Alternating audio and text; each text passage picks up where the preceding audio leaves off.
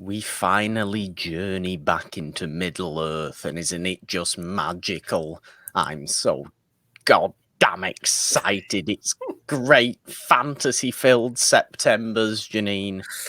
It's craziness. It really is craziness. Episode 1 and 2 of The Rings of Power. We get into that today. Megan Thee Stallion has joined the MCU. There's rumours in relation to the Fantastic Four movie as well. My headphone's fallen out. And there's a really nasty Winnie the Pooh movie as well. It's all crazy. We get into it all. Jeannine saw a whole bunch of new movies last week. I've also seen some new movies, but that's not as exciting. All of it. We get into it today on the new episode. Welcome to the madness.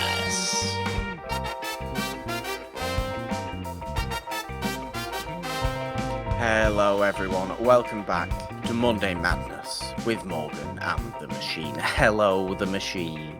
Hello, the Morgan.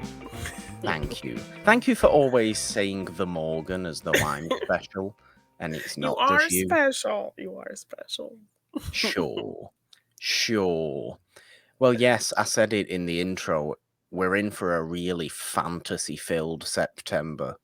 We are. It's gonna get crazy. My sign today says Tolkien versus Martin. Not that it's a battle, not that it's a fight, not that we have to start murdering each other on Twitter over whether we prefer the way the Rings of Power's going or we prefer the way that House of the Dragon is going, because it has to be said, you know, at this point as we're recording this, yes, okay, we've spoken about it before. Episode 3 of House of the Dragon has now come out as you are listening to this, but we haven't watched it yet because of stupid Sunday air dates.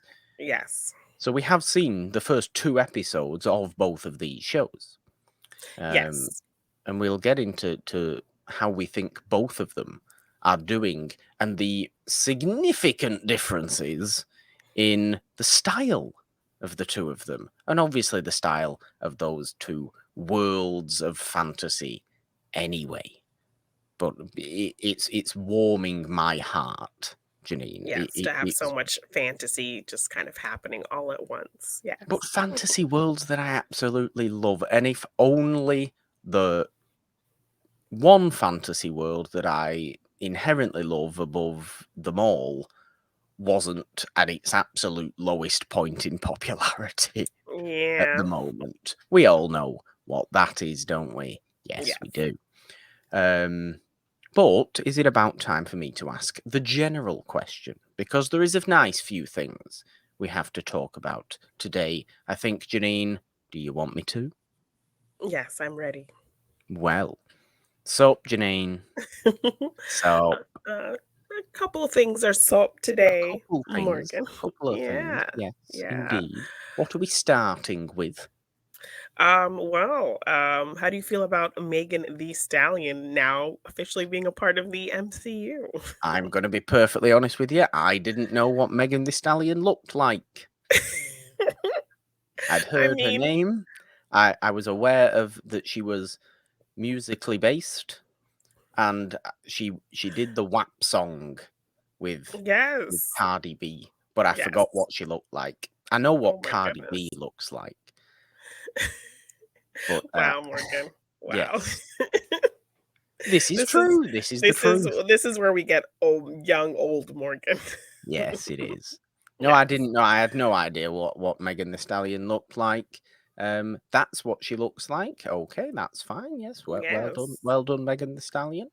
Do we pronounce it Megan the Stallion or Megan the Stallion because it's two E's? I think you're supposed to say Megan the Stallion, but just to emphasize that she is a stallion. Yes. Why is she a stallion? I mean, I don't know why we don't say Jeannine the Machine or the Morgan. I mean, we should have done. We could have done. Oh, so we could have sounded, opportunity. A lot cooler. But yeah, I mean, I think it's a fun kind of addition to the show. And I think the show is definitely trying to emphasize, strong, independent women, and she definitely embodies that in her music and her attitude. It So I seems think so I from the think limited yeah. things I know about Megan The Megan Thee Stallion. Stallion. Um, Yes, and Is just the another thing Stallion to we would piss refer off to. fragile men, Oh, yes, yes, yes, this so is always fun, isn't it? yeah, so I like that even this episode kind of was really poking a lot of fun at that and showing a lot of comments. That's pretty much what Twitter or and TikTok look like right now with people's kind of commentary on this show and kind of female led media. So yeah, I think she was kind of a fun addition to this episode. I know it kind of caused a little bit of silly Twitter drama that I was made aware of on Monday before the episode even aired. Um, our good friend Abby Friel, her brother, Yes. kind of got into it with a pretty big superhero TikToker, and Oh, dear. yes. So Oh, dear. apparently on Twitter, he put a tweet out talking about how episode 3 was going to have a very kind of memeable thing happen, and he was like seemingly trying to be discreet in this text, like not to give or this tweet not to give spoilers, but Abby's brother Ben, rightfully kind of called him out. We're like, guys, he's already spoiled this, and like showed a tweet that he had already put out confirming somebody else tweeting about Megan the Stallion being on the Okay. episode. So he was like, yeah, it's true. Like he replied that it's true to another outlet that said that Megan the Stallion was going to be on the show. So then he proceeded to take a screenshot of Ben's profile picture and post it almost to kind of like mock his looks or kind of like say that he looked nerdy or something, It's unpleasant. and kind of got a little defensive and saying that all he said was that it was true what this other outlet said. um, and so then people kind of were coming to Ben's defense, like kind of saying, why are you making fun of this kid's looks? And, you're taking it a little too far. Why are you making a big deal? And so, yeah, it was kind of this little bit of Twitter beef between Soups and So silly. Ben. So Well, that was we'll say well done, the Friel family. yes, so Ben has been I've been told that Ben was a fan of The Machine, The Oh, I Machine. see. So I came to his defense and said, I don't know what he's, talking about. Like, Ben, you should be proud you got him all pressed, I think it's a great picture. You got some nice glasses, you got good posture, wearing a cool superhero shirt. So keep keep It's keep very them nice of feeling you, Janine. pressed, Ben. Keep them feeling pressed. Yes, it's very nice of you, So, Janine. of Yes. course, I gotta Um, stand up for my guy Ben. But but we don't like yeah, Twitter fighting, and I said this 2 minutes ago as well. We don't like Twitter fighting. We don't need fantasy Twitter fighting, and we don't need Twitter no, fighting about Megan the Stallion either. no, no. But I think it was definitely like a fun little thing, and then like end credit scene, seeing She-Hulk twerking was pretty great. So Who animated this? Which one of these heavily I overworked know MCU animators spent had to days doing She-Hulk's twerking? twerking It's twerking it's it's animation. sad, Like really. I kind of would love to be the animator to take credit for that. It's sad, really, Honestly, though, isn't it? honestly. Well, Oh yes. yes, So put that on I your resume. understand. Put that on I your did resume. She-Hulk's twerking. Yes, it's great. The people that are mad about She-Hulk or are getting all up in their own business about She-Hulk and what it's doing, because I'm really enjoying this I'm show. I having so think it's much fun with fun. this show. It's completely different. It's like WandaVision. It's a completely different thing. With a character you're familiar with, or maybe not even familiar with, and just doing its own thing. It's having these kind of intertwining things, but it Yeah, still knows what it is. It knows what it wants to be. It calls cameo of the attention. week. Yes, it calls attention to all the ridiculous commentary. It plays Yeah, with the fun idea of a week by week procedural kind of show. It says that that's what it's going to be. Um with the kind of added superhero flair, and we do get some fun little nuggets that will kind of probably play later on, but Yeah. we're still kind of able to kind of just have fun with this character outside of kind of the bigger picture of the MCU. So Yeah, and all the people that are getting up in their own business about it, I just think, like you said before, deeply fragile men, because it is yeah, men, and it's this whole thing of, oh well, Hulk's a man, so you can't just make a She-Hulk.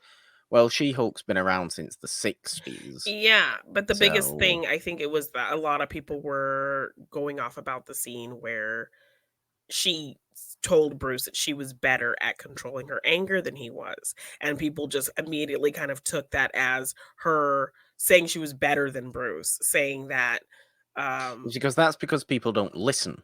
yes, saying that she was better than Bruce, say kind of discrediting his kind of emotional journey and invalidating his journey that he had to go through and his struggle that he had to go through.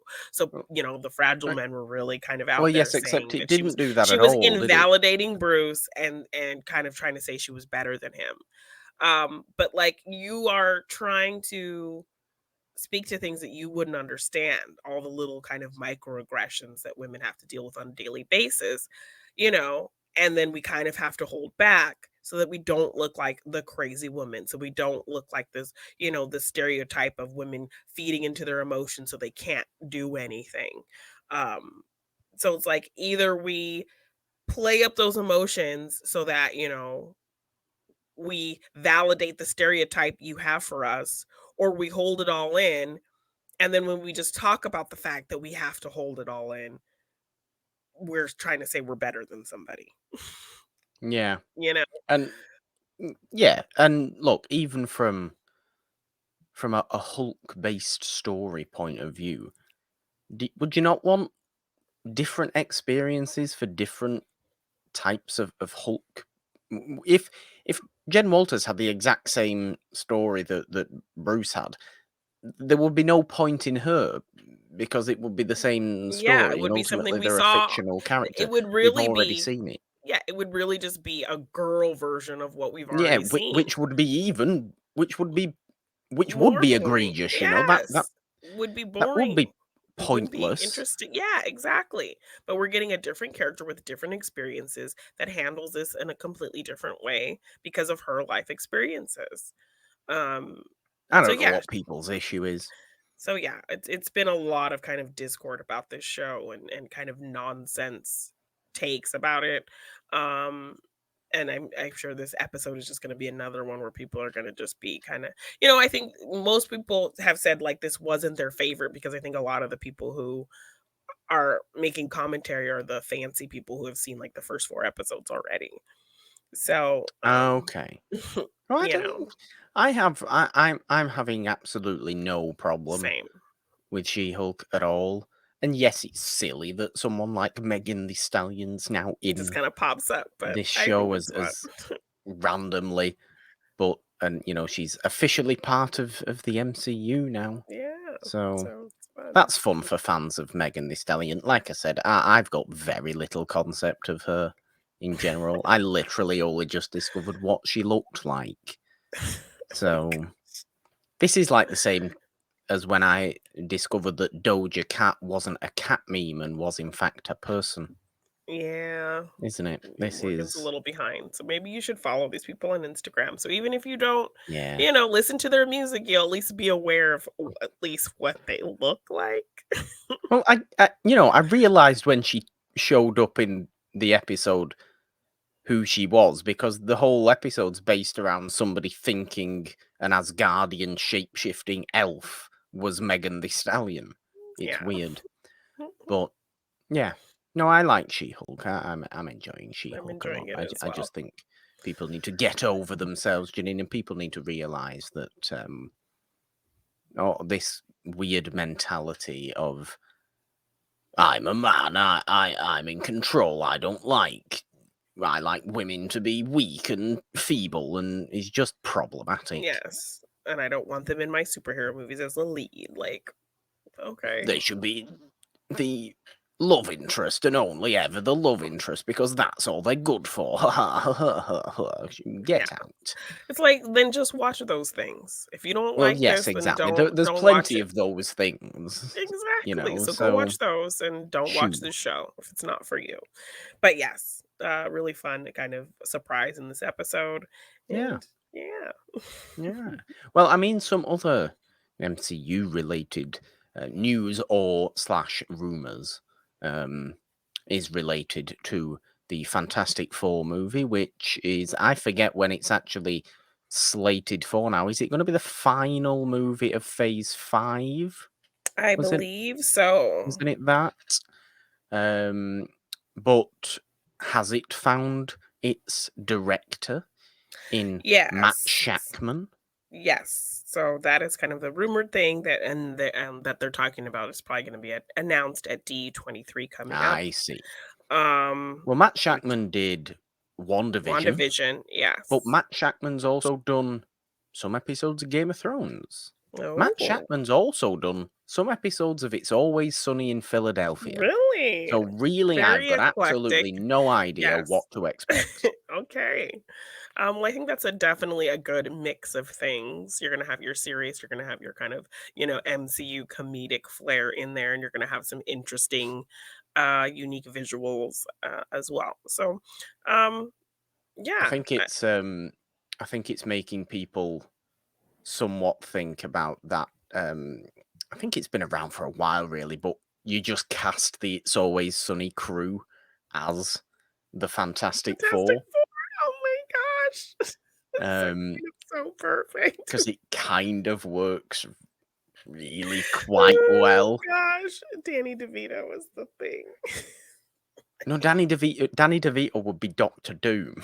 No, he has to be the thing. Danny DeVito, no, Rob McElhenney would be the thing. Oh my goodness. Rob McElhenney would be the thing. I think anyway. But why not actually have Glenn Howerton as Reed? I do actually think that could work. I mean, I could see it. And I think people are going off this because he has done episodes of Always Sunny. But like I said, he also obviously did WandaVision, so he's more than aware of the MCU now anyway and how it works, and he's also done some episodes of Game of Thrones, a bunch of other things as well. Yeah. Who's to say? Who's to say? But they always seem to know what they're doing in appointing um, directors for their movies. I just hope that it goes along the same line that a lot of the MCU stuff is going recently, for better or worse, really. Yeah. In it being, very filmmaker creative, very, kind of, we trust you Letting to do what yes, and you do, go and do what you do. Because, yes, okay, Thor Love and Thunder may have not been the most revered movie ever. I thought it was gold. I thought it was, okay, but it certainly was far from the best MCU movie. yeah, But it certainly felt appropriate to the to the person making it. director. Yeah, and in general, I think this phase is gonna have a rough time anyway because, Endgame was kind of this epic conclusion of what we've Yeah. been with for so many years. So to kind of switch gears now and have to introduce new characters and bring familiar characters now to step up to the forefront, and now with the shows kind of mixing in with the lore of everything and telling the stories of where we're going to go, um you know we're in a weird place. We're dealing with the blip and the whole kind of 5 years things and weird timeline stuff and multiverse. And so, in having to deal with kind of what Endgame kind of nicely closed up, and now we're having to kind of have a whole fresh start situation, this phase is going to have a lot of work to do. So I think, the best route is definitely just get good directors who have a unique vision and let them do their thing. Let them experiment, let them play, let them have fun, because I think this is kind of going to be the funnest phase because, you know, Yes, It's because just the you've let begin it's everybody do their own thing. Yes, and you're just at the beginning of, something bigger. Yeah. So, at the early stages, you can kind of be a little bit of fun with it, and it's not going to be as heavy and as serious until we kind of get a little bit deeper into the phase. But But to be fair, I mean, once we reach Fantastic Four, like I said, that's, slated for the end of Phase 5. We're going to have, a little bit more of a clearer build-up of of big whatever, event, aren't we, yeah, really? Rather than yes, so it may not feel as eclectic as some of these Phase 4 stuff has, because it's felt, some of these have felt very singular, very yeah, kind of on their own, very of their own tone. You might have a more quote unquote typical MCU tone to something like a Fantastic Four when it comes along. Um, but I have faith in them choosing the right people for the right jobs, yeah. because they 98% of the time do that and have done that, and they But I very, think very rarely faltered. Yes, but I think the biggest complaint always with MCU was just that, like, they all kind of followed the same kind of formula. So I think if you're actually kind of Yes. letting these kind of unique directors, kind of see their visions through, then we're not going to get the same formula. Everything's going to have their own unique feel with one kind of strong through line.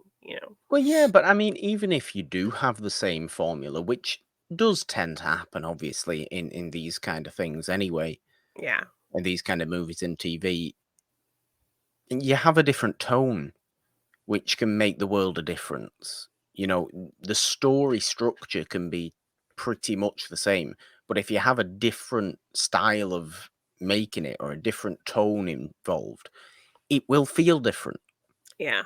because you know, there's ancient narrative philosophies that, oh, there's only ever 5 stories you can possibly tell. Well, if there's only ever 5 stories you could possibly tell, why do we have thousands upon thousands of stories being told in movies and TV every single year, and we have done for 100 years? Yeah. Why? Because there's always new ways of doing things. There's always new ways of putting things together. There's always new tones to explore and all these kind of things. And that's just what it has to do. It can keep following these same formula. That formula works, but just be a bit bizarre with it. And I think they have been doing in Phase 4. And I hope that continues into Phase 5 towards the bigger movies, like Yeah. something like Fantastic Four, which is obviously going to be a pretty big movie. Yeah. Um, But yeah, we've also got we have got Mr. Fantastic casting rumors as well. That isn't Yes. actually Glenn Howerton or John No. Krasinski, who we saw obviously in Multiverse of Madness as that particular universe's Reed Richards. I think we're pretty much clear now that that was done based on the Fan fan service. Yeah. outcry, Yeah. and he won't be actually, you know, our MCU universe's No. Mr. Fantastic. But who's to say that he won't return as an alternate Mr. Fantastic? Yeah, He in could. another multiverse He doesn't in just another have to be that multiversal one. version. Yeah, Yeah. he doesn't just have to be that one that was sliced apart or whatever Spaghettied. happened, Yes. spaghettied by Wanda. Yes. But the rumor we are getting for Mr. Fantastic is Penn Badgley.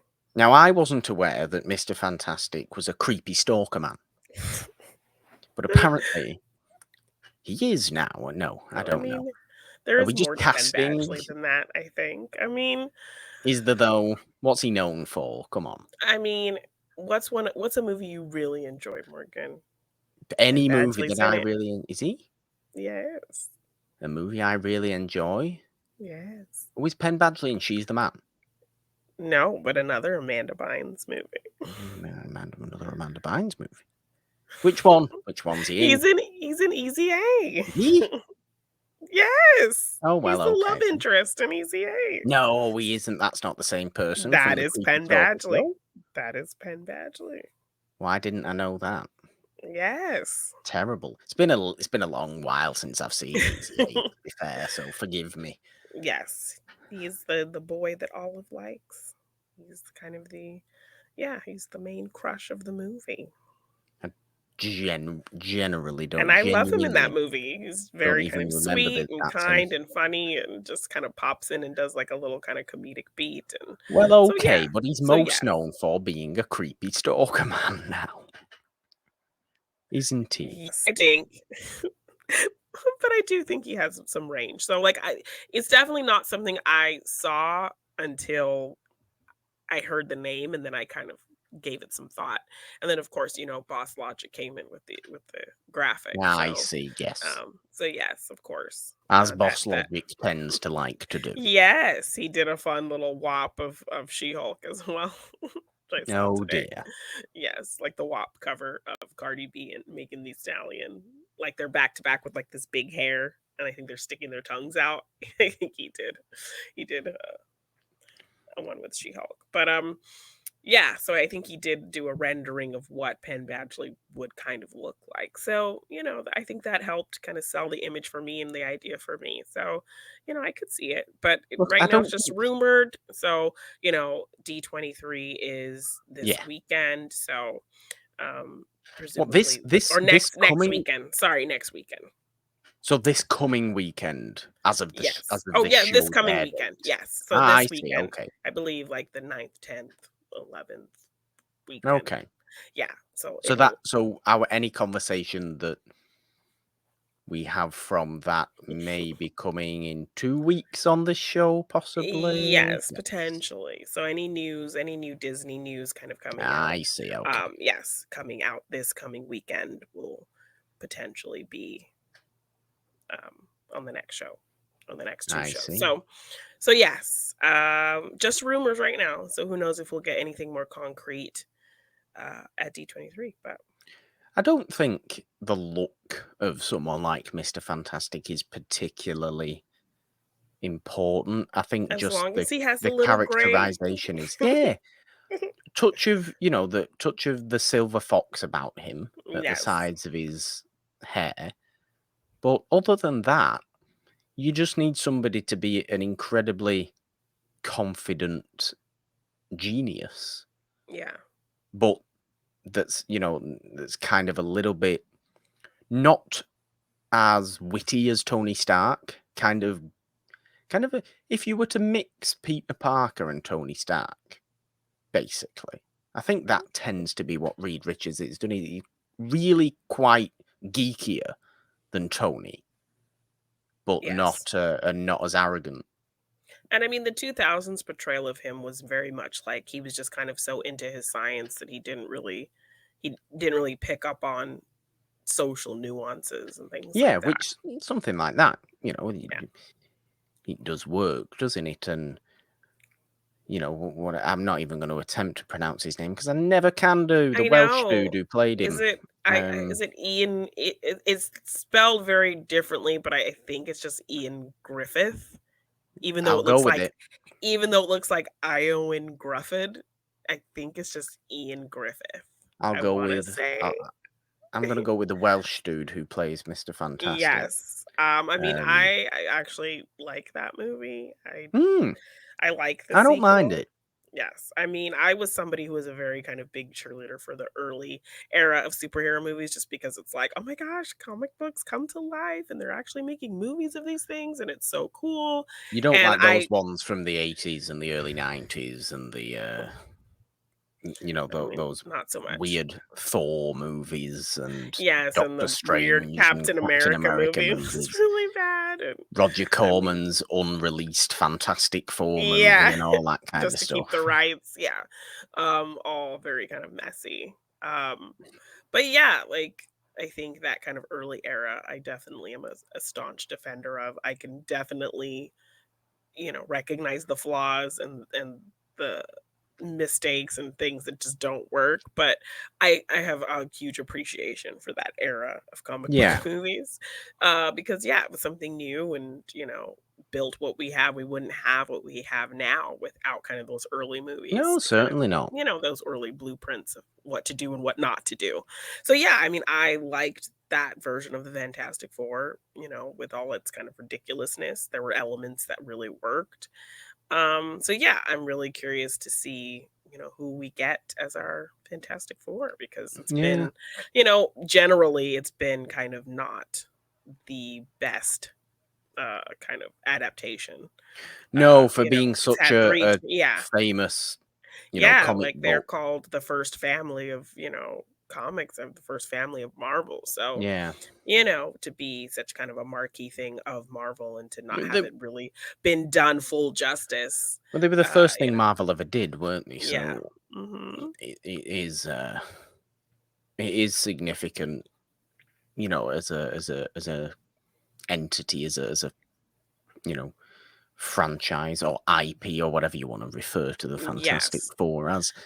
So Um, yeah, it is just a shame that they just I, haven't been done to the they best haven't been done of the yet yeah, yeah, to the best of their brilliantly. ability. So But I'm yeah. sure that will come.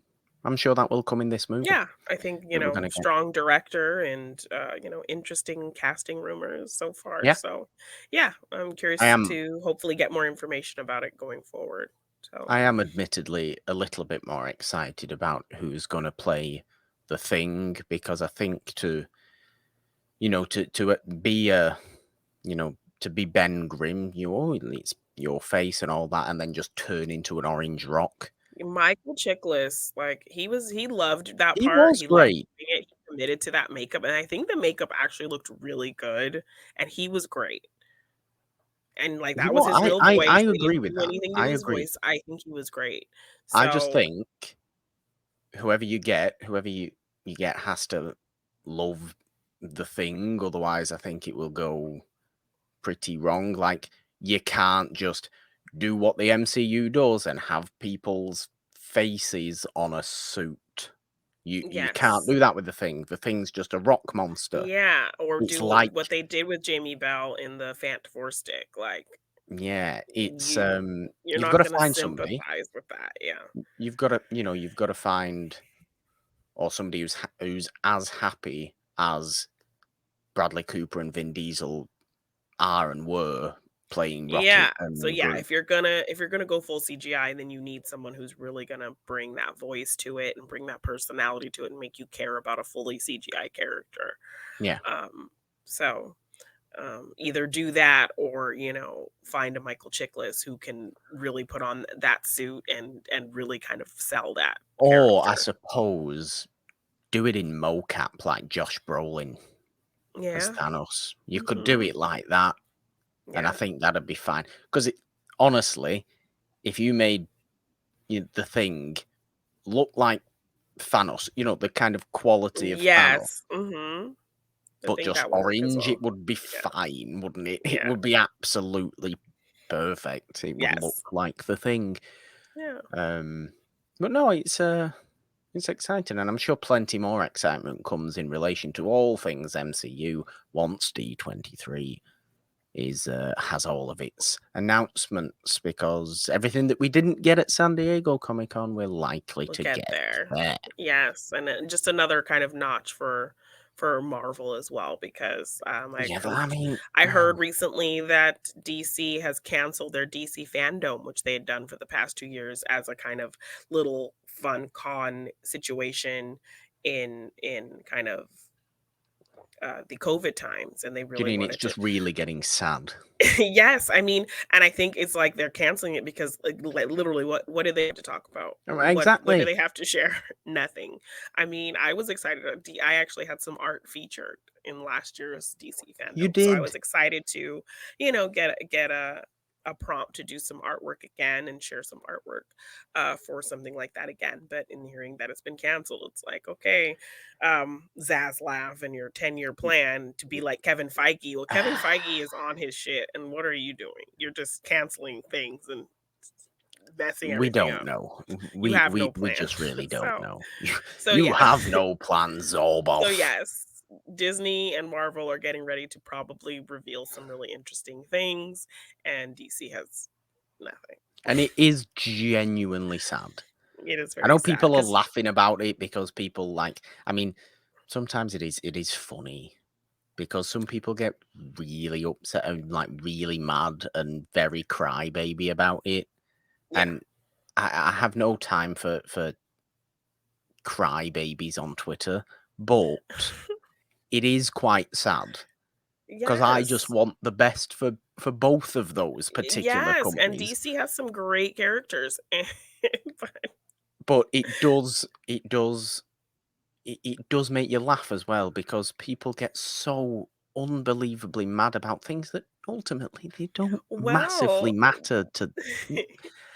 I know well, I know you love these characters, but they've also they actually do have good movies and good TV based around these things. You just go and watch that, those but until it's not your responsibility to for DC films to get their act together. Just because they're not doing doesn't mean you have to come and defend every bit of garbage they actually come out with.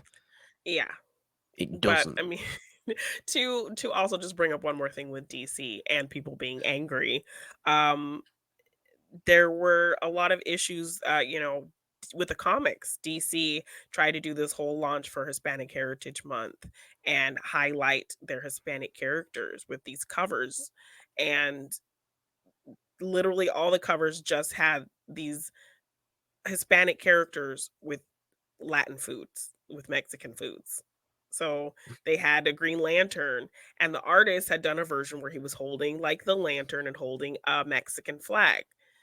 And you So ended up, instead of wait, using that version, they used an alternate version that he drew where he's holding a plastic bag of tamales. right. What? Wait. So they're not actually like the covers aren't of DC's Hispanic characters. They're of just DC characters pretending to be Mexican. No, What's this about? they're Hispanic DC characters, and they're highlighting them on special covers to celebrate Oh, yeah, Hispanic that's what I Heritage thought you Month. said. That's what I thought you said. But Yes, then you said but Green Lantern was holding a yeah, Mexican no, flag. there's different versions of Green Lantern. There Oh, is that's right. Yes, yes. that's So right. they have a girl version who actually was in uh League of Super Pets. She was the Green Lantern in that movie. So Okay. Oh, this they makes sense. had her version, like, eating, like, a quesadilla. They had the other one of the versions holding a bag of tamales. They had the This is blue something I would expect from Disney. yes. You know what I mean? They had the Blue Beetle eating tacos, Brilliant. and they had Hawk Girl, like, as a waitress in her Hawk Girl outfit with the apron on, Oh, serving, plantain, like, things at a Mexican restaurant. right. So, yeah, all of these This is covers to definitely celebrate something. Hispanic Heritage Month of these Latino superheroes, all just with Mexican food. It's definitely something I would actually expect from Disney, given their stereotyping history. Yeah, so a lot of, Latino people were very, and then Hispanic people were very I kind of can frustrated with this and imagine. upset with this, and yeah, so another just kind of screw up on DC's and yet again. I So can imagine. So, anyway, yeah. Janine, before we get into any discussion on the Rings of Power, the first two episodes of the Rings of Power, there's been a trailer for the Winnie the Pooh horror movie, Winnie the Pooh Blood and Yeah. Honey. Mhm. That is just the weirdest thing I could possibly Yeah. wish I for. mean, it's not even B, it's like C, D I movie. don't Um, know. I don't know if it's going to be a really quite fun, bizarre gore fest or just bad, like something you'd be sat there watching and then 40 minutes in, you just go, "Oh, this isn't good, is it? This and just isn't good." I don't and even they're not know. even trying to play up the ridiculousness of it. They're really trying to be like a serious horror No, movie, and it's just they're being not. Yeah. fully straight with it. If they were being a little bit weird with it, it would come across, I think, as more excitable, kind of more watchable. Yeah. Because they're playing it so darkly straight, Seemingly straight in this trailer.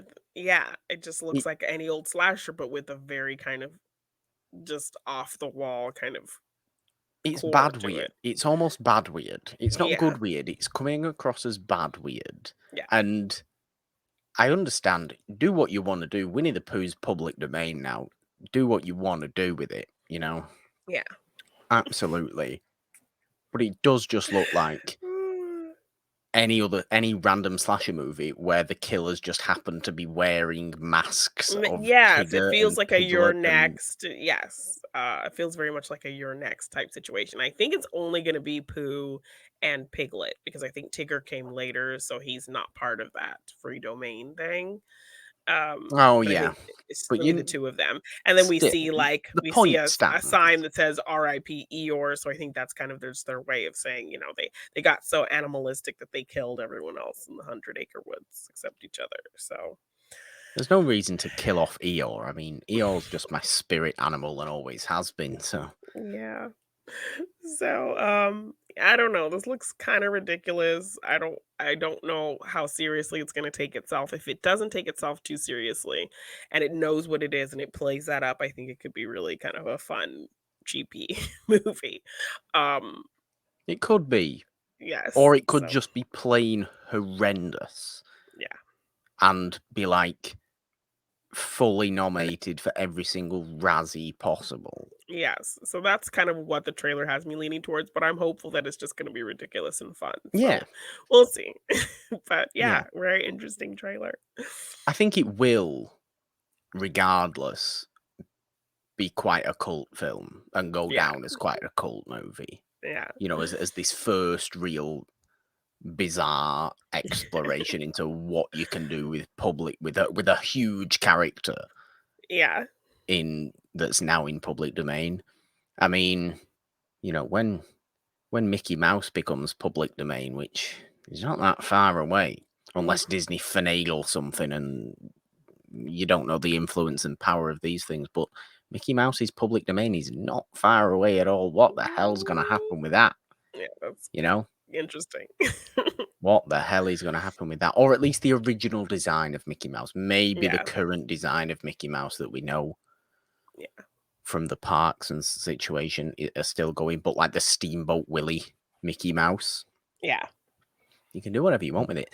This is the same thing with Winnie the Pooh, isn't it? It's like it's the original books that are public domain. It's not Disney's Winnie the Pooh, so you can't put a red yeah, T-shirt on Winnie the Pooh. yeah, But it's still Winnie the Pooh. It's just not Disney's Winnie the Pooh. yeah. It's weird. But yeah, it's gonna be crazy It's gonna be no matter what. I bonkers. just hope it is good crazy, and Yeah, it looks like it could be good crazy, yes. but it So I'm also hoping looks like it could be very easily just bad. bad, just bad. Yeah, it definitely could go. The pendulum could swing either way very easily. So I'm really curious. I'm still very intrigued about what this is gonna Oh be. yeah, enormously intrigued. Are we intrigued for the rest of the season of The Lord of the Rings of Power, though, Jeannine? Because it had its double It episode did. premiere, episodes 1 and 2 on Prime. Lord of the Rings of Power. We have, over the past couple of weeks, got back used to Westeros and its realistic nastiness Yeah, in a high fantasy setting. This is the archetype of high fantasy. Tolkien is the absolute pinnacle of high fantasy. There's yeah, nothing remotely realistic about Middle Earth, even though Middle Earth is technically supposed to be our own world millennia ago, yeah. if you read certain things. But I think it was a lot. It was an awful lot It was a of lot. information. And for And someone like me who doesn't know a lot about this world, it it yeah, was it was tough for me to get through, I'm not gonna lie. I'm definitely more on the side of House of the Dragon, because even though, like, that's also a very kind of vast world that, yeah. I don't know too many details, I know enough, um and the story's interesting enough, the characters are interesting enough, there's enough intrigue there that, like, I could get into it. But this was just a lot of kind of meandering and bouncing around to so many different things, and, it wasn't as kind of contained as House of the Dragon, um, No, I because I mean think that's the because I think that what House of the Dragon is doing, yes, we're kind of mostly following one family, but even though you're having a bunch of different stories, you're kind of still staying pretty focused in the beginning, and then I expect it to kind of branch out, which is even kind of what Game of Thrones did. You kind of focused in on a small kind of core of your world, and then once you kind of let people get to know these characters and the dynamics, then you branched out to the bigger parts of the world. I mean, Whereas this is House of the already just Dragon, kind of like you're already getting a lot all at you are, once you are. with the Rings of Power, so I think it's just it was a little much for me to The kind of thing wrap is, my head around. House of the Dragon isn't going to branch out to the rest of the world because it's literally just it's going to be entirely Targaryen focused. You're going to have other families, sure. You're going to have some other location, sure. But you're not going to be anywhere close as sprawling as Game of Thrones was. Yeah. And I think this is the good thing about the idea of making the second, Song of Ice and Fire big TV show be something like House of the Dragon, is that I think it's got more chance of being easily understood. Yes. Because while, Lord of the Rings and The Hobbit are quite vast in scope, especially obviously Lord of the Rings is really quite vast in scope. It seems to be one focused story still of just destroying the ring. Yes. Ultimately, yes, there's wars going on. You Yes, have your there's the end crew, of an they're on age their going on. journey, and we're following them on this journey. So we're kind of seeing what the good guys are doing, we're seeing what the bad guys are doing, and that's I kind think, of and it. I think we'll get there with this because I think what these first two episodes are is setting up intrigue, and I I think think I'm very, very intrigued as to what's to come after, and because I'm the kind of fantasy watcher, fantasy reader who loves the worlds more than the individual stories within them, I really got into the Rings of Power pretty quickly okay. because it was giving me the little map detail things Yeah. and the little place names, and I was checking on my phone, going, okay, where's that in real life? Oh, okay, that's there, right? Okay, Yeah. like this, the second episode, say when Elrond goes with Lord Celebrimbor back to like Eregion, I was like, okay, Mhm. where's that? Where's Eregion? Okay, it's right near Moria Khazad-dûm. It's right near Okay. there. Yeah. I think the difficult thing as well about Middle Earth sometimes for like you say, you're not enormously studied on Middle Earth, and I'm No, not yeah. enormously studied on Middle Earth. But the difficult thing that can be to do with it is that the names of places and things aren't massively easy anyway. But then everywhere also and everywhere and everything is referred to by like three different things that all mean the same thing, and you kind of have to figure out Yeah. which one's which. Um, and you've just got to keep that information kind of in your head. I mean, A Song of Ice and Fire kind of does that as well. It certainly does that with people. Yeah. Not really places, which I feel like it's probably why it's easier to figure out Kind of where you follow. are Yeah. in, Yes. Westeros and Essos. But who you're talking about, maybe, a little less easy to understand because I think people are referred to by 3 and 4 different names, depending Yeah. on who Who they they are. are, Yeah. depending on who you're talking about, depending on who is talking. Yeah. But Middle Earth and Tolkien certainly does that, and because it's full of magic and full of mysticism and just full of supernatural things. There's no real world explanation for things like, oh, the stars are strange. And you just have to take that as, the stars are strange. Why are the stars strange?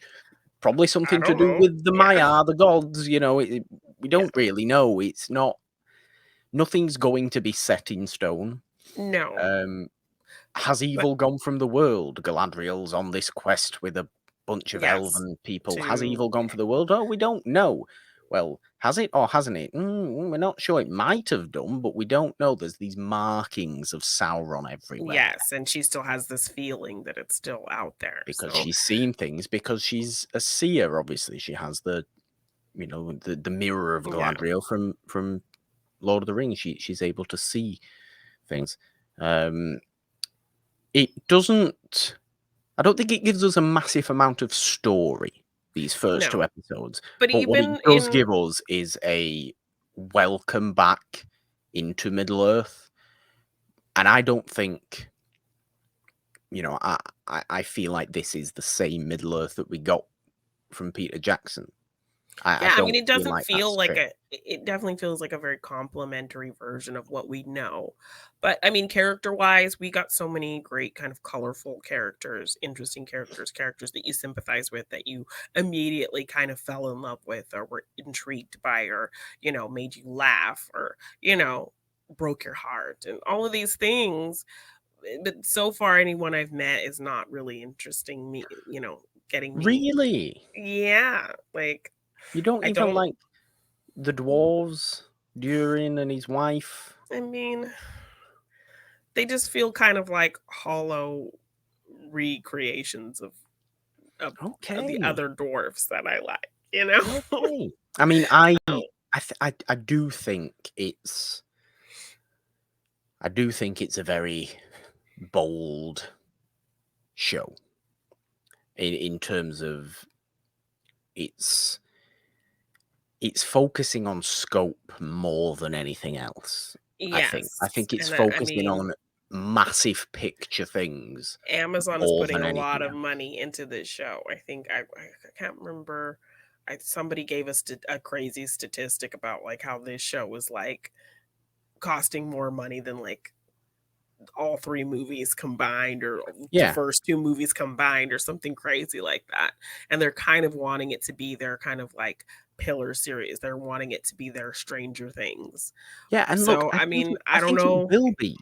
I think it Yes, will be. after these 2 episodes, I don't know if they've completely gotten there, but, I mean, who knows going down the And I line. just think that's because they haven't started a full story yet. And I think the full story starts when we kind of get more into this dude who's fallen down in this meteor. Yeah. That's the That was intrigue. interesting. Mhm, That's yeah. the intrigue for me. But just seeing characters of Middle Earth kind of go about their business and have thoughts about the state of the world, because that is what Tolkien writes about more than anything else. Oh, what do people think of the state of the world? What are Yeah. people's attitudes towards the world? Why do we like the Harfoots and the Hobbits so much? Because they just love simple things, you know? Yeah. They like, and you felt that. I'm sure you felt that with the Yeah. Harfoots. They are Mhm. very much proto-Hobbits. That's the point of them. That's who they are genetically. Yeah. But they're the same characterization of just, oh, they just like fun things and running around and getting in the mud and eating and, lounging around a bit. Yeah. And they're just trying to, live their best life, but they haven't necessarily found anywhere yet. I assume we're going to, over the course of this entire show's run, Find a see home for those them. migrate Yeah. to the Shire, Yeah. because the Shire doesn't technically exist in this time. And Yeah. also, I suppose the difficult thing about the Rings of Power is the fact that it's based on pretty mythological stories that Tolkien did write, basically, but in very little detail. So you are Yes. And they getting don't have complete rights to certain things, and they have to no, kind of make up their own things to fill those gaps, and kind of make up their own histories, kind of loosely based on things that he's wrote. Um, but the most important thing I think, and what I've seen that's pretty much everybody is thinking this, or that I've seen at least. Certainly the heavier kind of Tolkien fans that I follow and look at and things like that are all in agreement, and I am as well, that this feels entirely like Tolkien's Middle Earth that we yeah. saw in, that we've seen in Hmm. the books and that we've seen in Peter Jackson's movies. Yes. Um, which like I said, because I'm somebody that in their fantasy likes the world above anything else, that's what I was looking for. That's what I want. I don't care what happens. I would sit watching Elrond smash up stones with a dwarf Yeah. for 3 hours. I don't care because that feels appropriate. That feels appropriate for this world. I'm not massively concerned with what's going to happen in this show. I'm intrigued as to the journeys and the starting of these journeys of characters. I actually really like the characterization of this younger Elrond as well. I think he's Yeah. doing a great job. I think young Ned Stark's doing a great job as young Elrond, Oh my actually, gosh. in these first 2 episodes. I really like him. He seems very sure of himself. Like he's not as distant as Hugo Weaving Elrond feels. He'll Yeah. get there. He'll get there. But he feels a little bit more pleasant. He feels like, a He feels touch more down younger to and earth. yeah. And Galadriel just seems incredibly determined. She gets this close to going back to Valinor before diving off the damn ship Yeah. and swimming the entire Oh my length gosh, back. yeah. I mean, this is elves for you. They're immortal for a reason, Yes. But I think because I'm not massively studied on the history of Middle Earth, Tolkien's written histories of Middle Earth and all this kind of thing, the legends of the Second Age, which is what we're dealing with here, and I just Yeah. kind of know bits and bats of it from names of places, names of things that That's more happened. than I know.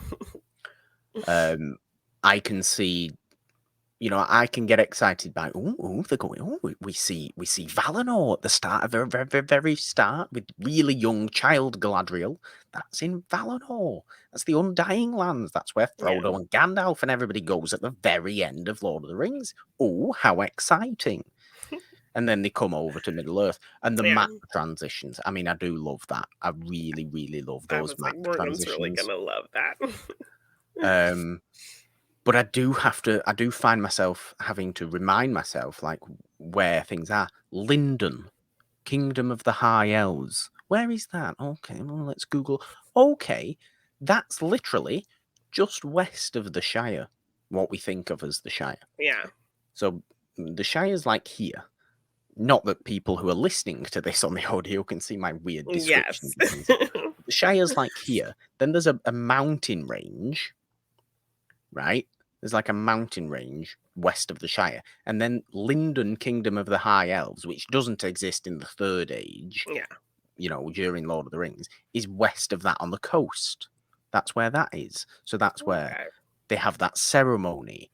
And, the High King, I think he's Gil-galad, I think, gives them all the crowns and say the Yeah. age of peace is here now.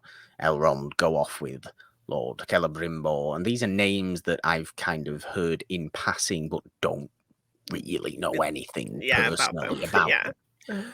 them.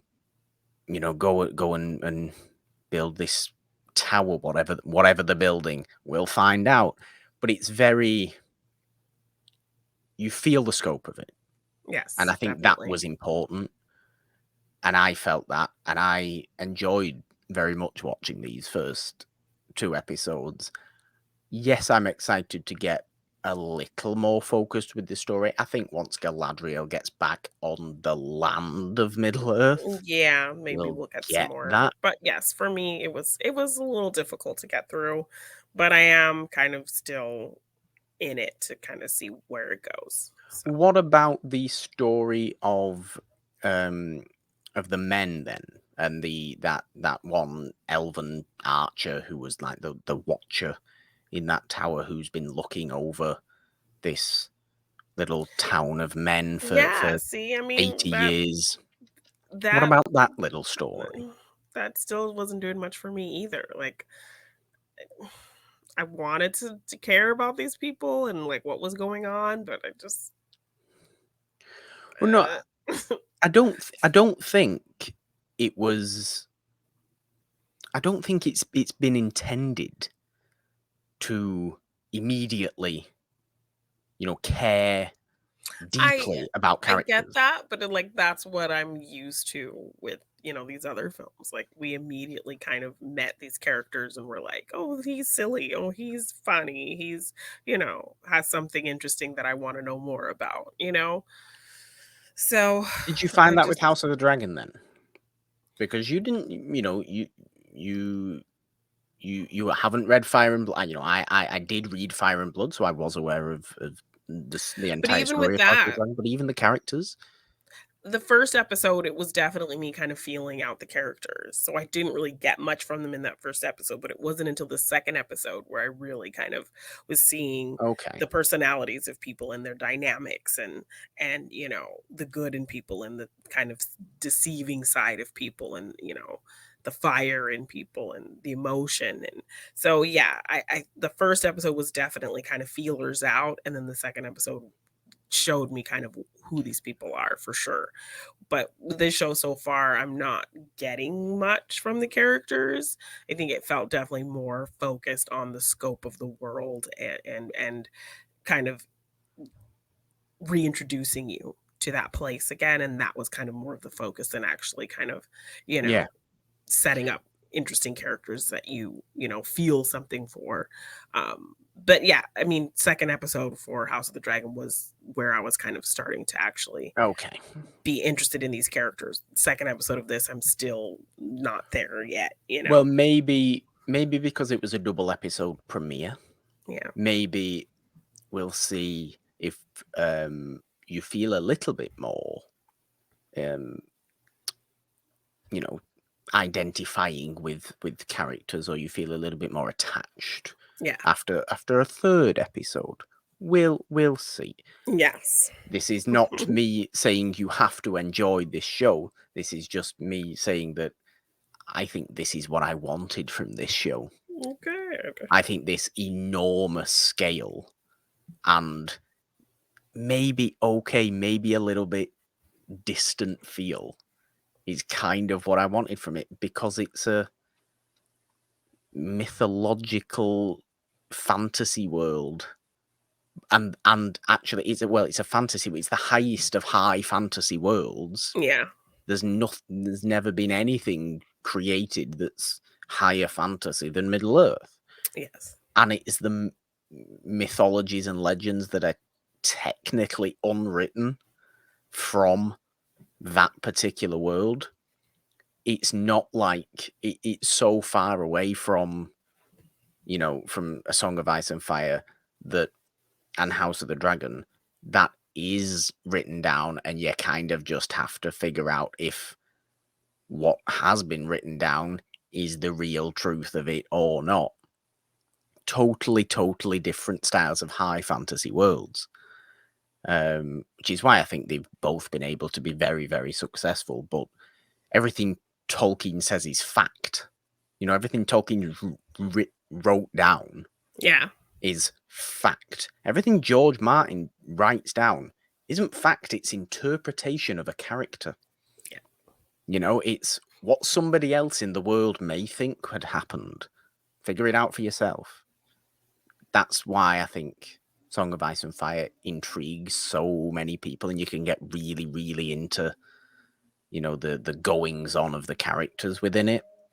I think the enjoyment from Rings of Power is going to come from the scale of it, the very grand big picture kind of pure good and pure evil of it. And Yeah.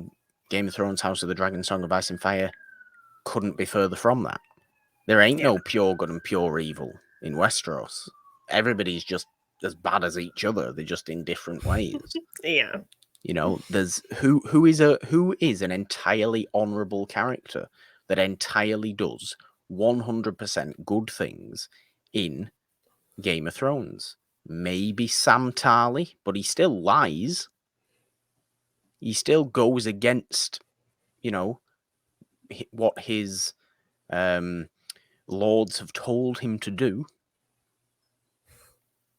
He's the nearest one that you can say, but even he's not entirely, good. And if he's not entirely good, nobody is. So it's like that. It's like that. And in this, in Rings of Power, you know full well that Galadriel and Elrond are 100% wholehearted good. There's no evil in them whatsoever. They might be determined, they might be forthright, they might be, stern and firm, but they're not going to be evil. They are ultimately out to defeat pure evil in its purest form. And that's, that has been Morgoth, who has since apparently gone.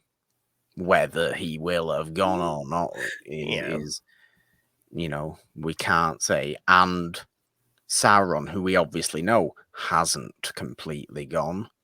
When does Sauron show up? What will Sauron be like?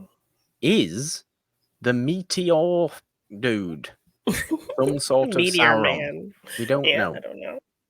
We just don't know. These are the intrigue things. But that dude falling out of the meteor is really kind of... Who is this? Who is this person? This doesn't seem like something I'm familiar with in this world. So where's this? Because this is not a person. This is a being. Yeah. I forget the name of the race now that Gandalf and Saruman and is, but they're the same race as Sauron. So they're just these beings of matter that aren't technically humans. It's just when Gandalf came to Middle Earth, he found the form of a wizard. Yeah. That looked like a man, So maybe this dude's one of those. Maybe this dude is one of those three people that I just named. Perhaps. I would kind of hate if it was Gandalf, but who's to say? Yeah. Who's to say? I think people will be up in arms about that, to be honest. I think the Tolkien Society. Society. That's a thing. I'm pretty sure they're called the Tolkien Society. Oh, okay. You can do Tolkien degrees at university. It's ridiculous. Oh, goodness. You can have a degree in Tolkien. It's crazy. It's because there's so much to there's so much lore get into. There's so much philosophy about it. There's so much lore, so much mysticism, and like I said, philosophy, and that's I think ultimately where it comes into play the most, isn't it? It's based around philosophy, and I don't necessarily think that George Martin's world is massively philosophical. I think it is very interpretative, and I suppose philosophy is interpretative, but not in the real world. I think it's very insular, and I think Middle Earth is supposed to be... I think Middle Earth's supposed to be high fantasy, and we in this world are supposed to look at it and interpret it and read it as we do. But A Song of Ice and Fire is... you are within this world, and the people within this world are interpreting it in different ways, and you have to figure out which way you want to think about things based on all these things. Yeah. Like I said, what Tolkien writes is fact, and what George Martin writes is just somebody else's opinion of something. Yeah. All the time. That's why the chapters in the books are all POV, and that's why Fire and Blood is written from the point of view of a maester, not just George Martin. Yeah. It's entirely interpretative, and I like that. But September of Tolkien versus Martin it's on. Plunder on. Yeah. And I'm excited for both of them. I really am excited for both of them. And a much nicer air date for Rings of Power for the Yes. show. Thank you, Much The Lord of the workable. Rings, Yeah. The Rings of Power. Yeah. But yes, it's exciting. I'm excited. I am not upset, but I understand, because I understand why you're feeling the way you're feeling on it. Yeah. It was a I wish hell I of was a more lot. excited about it. Yeah, but It was you a know, hell of a lot. I haven't given up on it, so we'll see. No, and I think it would be unfair to, but it was an awful lot. An awful lot. And I think it's going to take a couple of, explanation videos and things like that for me to get Yeah, entirely, definitely. up to speed in entirely Everything. the Yeah. consequences of what's happened so far, or the ideas of what's happened so far in the show. But yes, Lord of the Rings, The Rings of Power. Jeannine, well, let's talk about some things that you can talk at length about, Yes. I think, as we move into a little bit of a let's talk, because last week you saw lots of new movies. I've also been recently watching a bunch of new movies for me, not necessarily new releases, well, not at all new releases, but certainly new movies. So basically, this let's talk is going to be what have we watched recently? Yes. Yeah. On my birthday, I took advantage of my Regal Unlimited and I saw 5 Ooh. movies in all day at the theater for my birthday. So just kind of went by myself and planned out my day of what I was going to see back to back to back. And yeah, I ended up seeing 5 whole movies in the day and it was just a nice day at the movie theater. So first movie I saw was The Imitation. So, speaking of the world of Game of Thrones, we have Natalie Emmanuel in this movie. Yes. Um, I should have kind seen of The Invitation. I really should have seen The Invitation. yeah, so basically if you saw the trailer, it's pretty much all of the movie, all of what it was. Um, I think it was trying to do like a Get Out, Ready or Not type thing, Okay. um, without a lot of the substance and the nuance. It was very kind of surface level. But there were some fun scares and some cool kind of makeup stuff, and in general, I liked the story. Um, the lead guy was this very kind of attractive mix of Michael Fassbender and um, Richard Madden. Like, so yes, he was A he was mix of Michael Fassbender and yes. Richard Madden. Okay. Yes. So he was pretty. He was pretty to look at. He sounds it. Yes. Yes. So yeah, in general, I liked the story, um, but just very kind of surface, and the trailer kind of gives everything away, and then kind of everything, the ending, of course, is kind of tied up in a nice little bow for you. So, characters kind of quickly switch motivations, and then and then it works out how it needs to work out. I see. So No, I see. so so yeah, but overall, I had fun with it. So I liked everything I saw, and also I was kind of excited because it turned out everything I saw had like a black or a POC lead. So it's kind of Mm, like a nice little situation okay. happening. Was this not done on purpose? This was just what It happened? was not on purpose, it was just kind of what was out, and it worked out that Okay. way, and then I kinda realized, "Wait, every movie I've seen today has, like, a black lead or, like, a POC lead, okay, I'm digging this." So yeah, that's how I Well, yeah, started I the mean, day. is it not nice to see that people like Natalie Emmanuel are now getting lead roles in, even if Yeah. it's kind of smaller horror movies, it's still Yes, got and a I big mean, release. It's still, it was number 1 that yeah, past weekend, so I it's mean, still a you big know. movie, and I like that she's got these kind of roles, and I hope long may this continue for her, because Yeah, I she just think was she's she was great. great in the movie. She was good in the movie.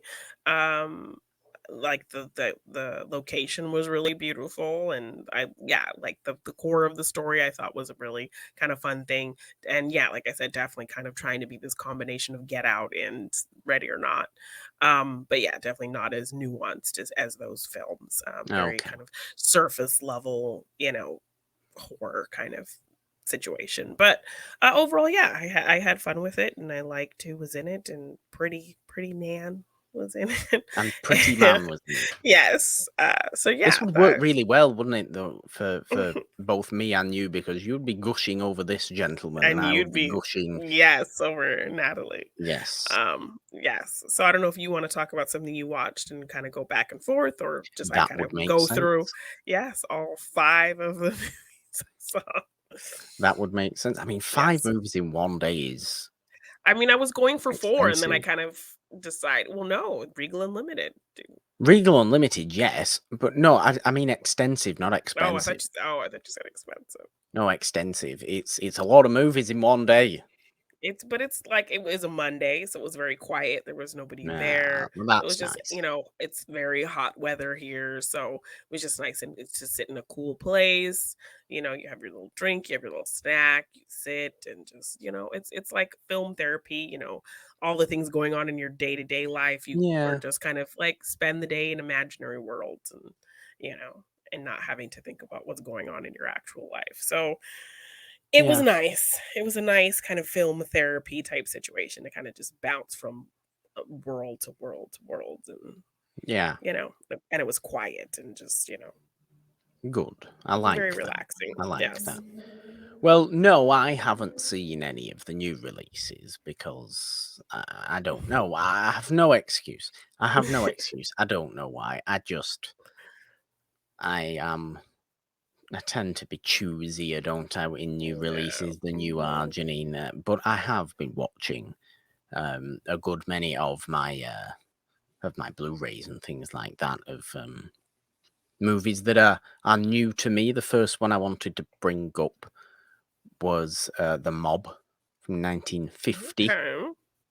um, with Broderick Crawford.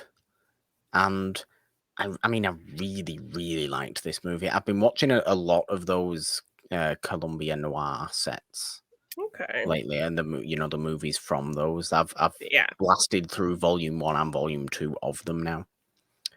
And this is really one of the highlights of all those. So there's been 12 movies. There's 6 in each volume. And this was really one of the highlights for me. Ooh. Um, Broderick Crawford is a police officer who gets discharged after basically arresting the wrong person, and it doesn't look good for him. And to kind of cover up any bad press, they just get rid of him. But they Yeah. get rid of him under pretenses. That's just what they tell the press. They don't actually get rid of him. They send him undercover to the docks to to Mhm. work on the docks, because the docks are being run by organized crime. They're being run by Okay. this big boss figure, and he has to go and kind of try and find out what's What's going going on on there, undercover? while being undercover, while pretending to just be a criminal himself, so he can get in Oh. with Yeah, um with the with bad this guys and figure out what's going with on. this gang, figure out what's going on. Okay. Um, and it was a really, really, really, really well structured movie. I really, really enjoyed it. Um, Broderick Crawford had been somebody that I'd only actually seen in Born Yesterday, which is clearly not what Broderick Crawford's actually best at. Yeah. Broderick Crawford's definitely best at noir when Okay. he's kind of, but like tough guy noir, because Yeah. he's not sleek or slick or witty or anything like that. No, He's a he's big rough kind and of brute guy. yeah. Um, so he seems to come across as this dock worker pretty well, but he's a loudmouth. He's playing up this loudmouth nature of him to get him with the the mob, basically. Yeah.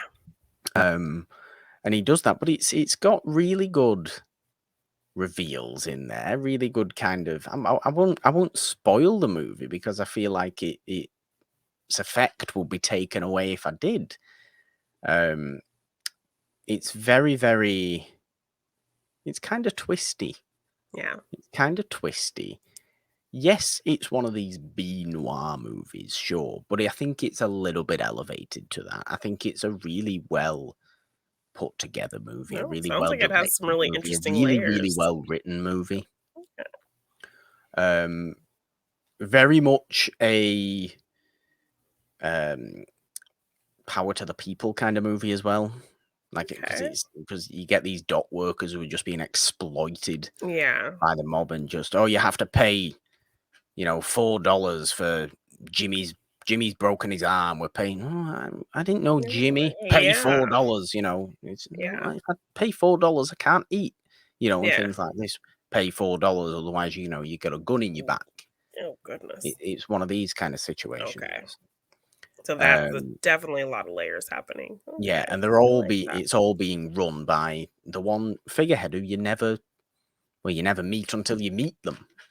Ooh. And when you do meet them, it's quite interesting, and it did make me make this noise. Oh, which I always like Okay. to make in a movie Okay. when kind of a twist or a reveal Yeah. or something like that happens.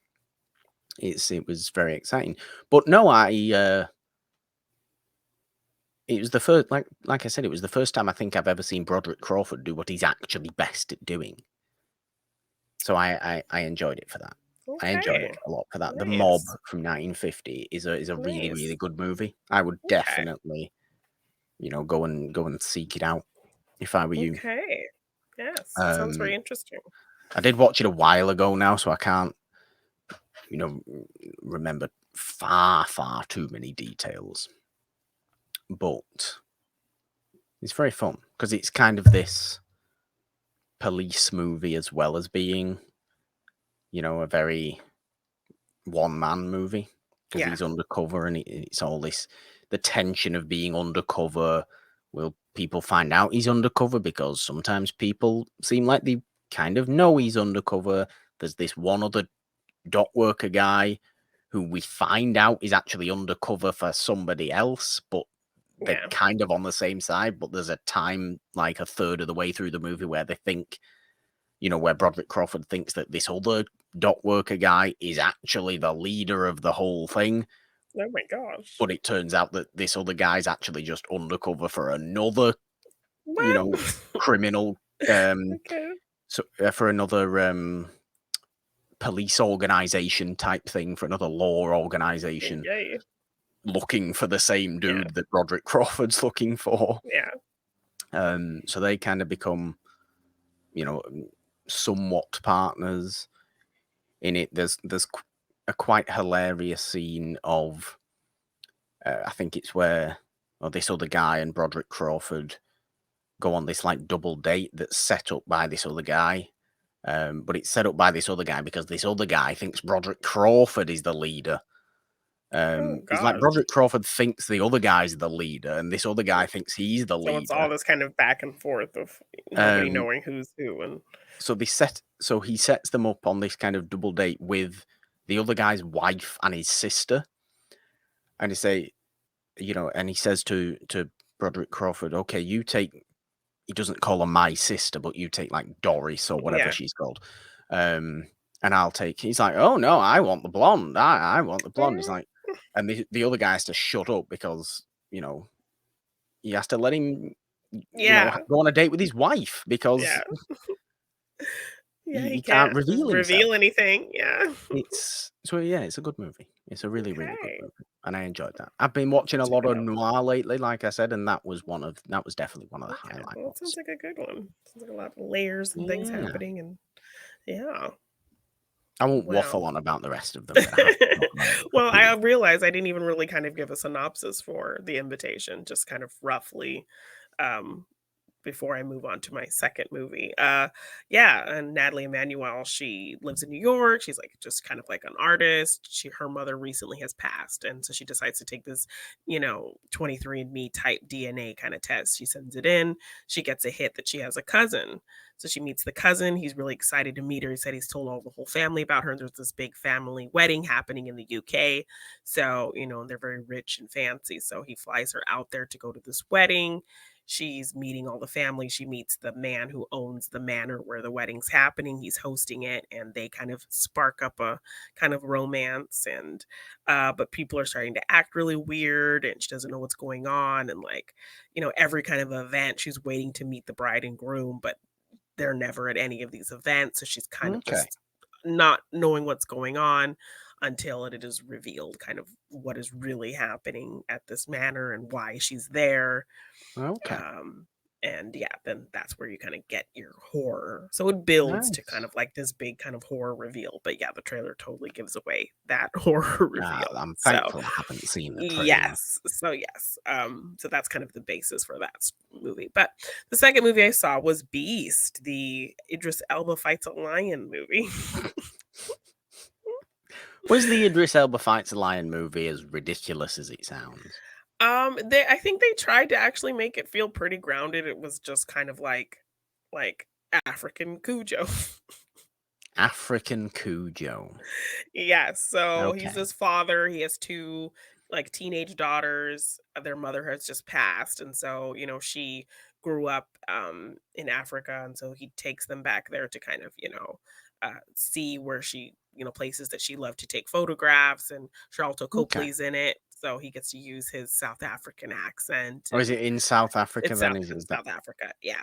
So they take, they go back there to kind of see where the mom was from and kind of see her roots. And he's like a wildlife kind of, um, not a hunter, but like he's a wildlife kind of guy who like takes Yeah. care of the lions and Yeah. like works on the preserves. And so he's showing them the different animals. And there's a whole scene of him going up and like play fighting with the lions because he knows them Okay. very well.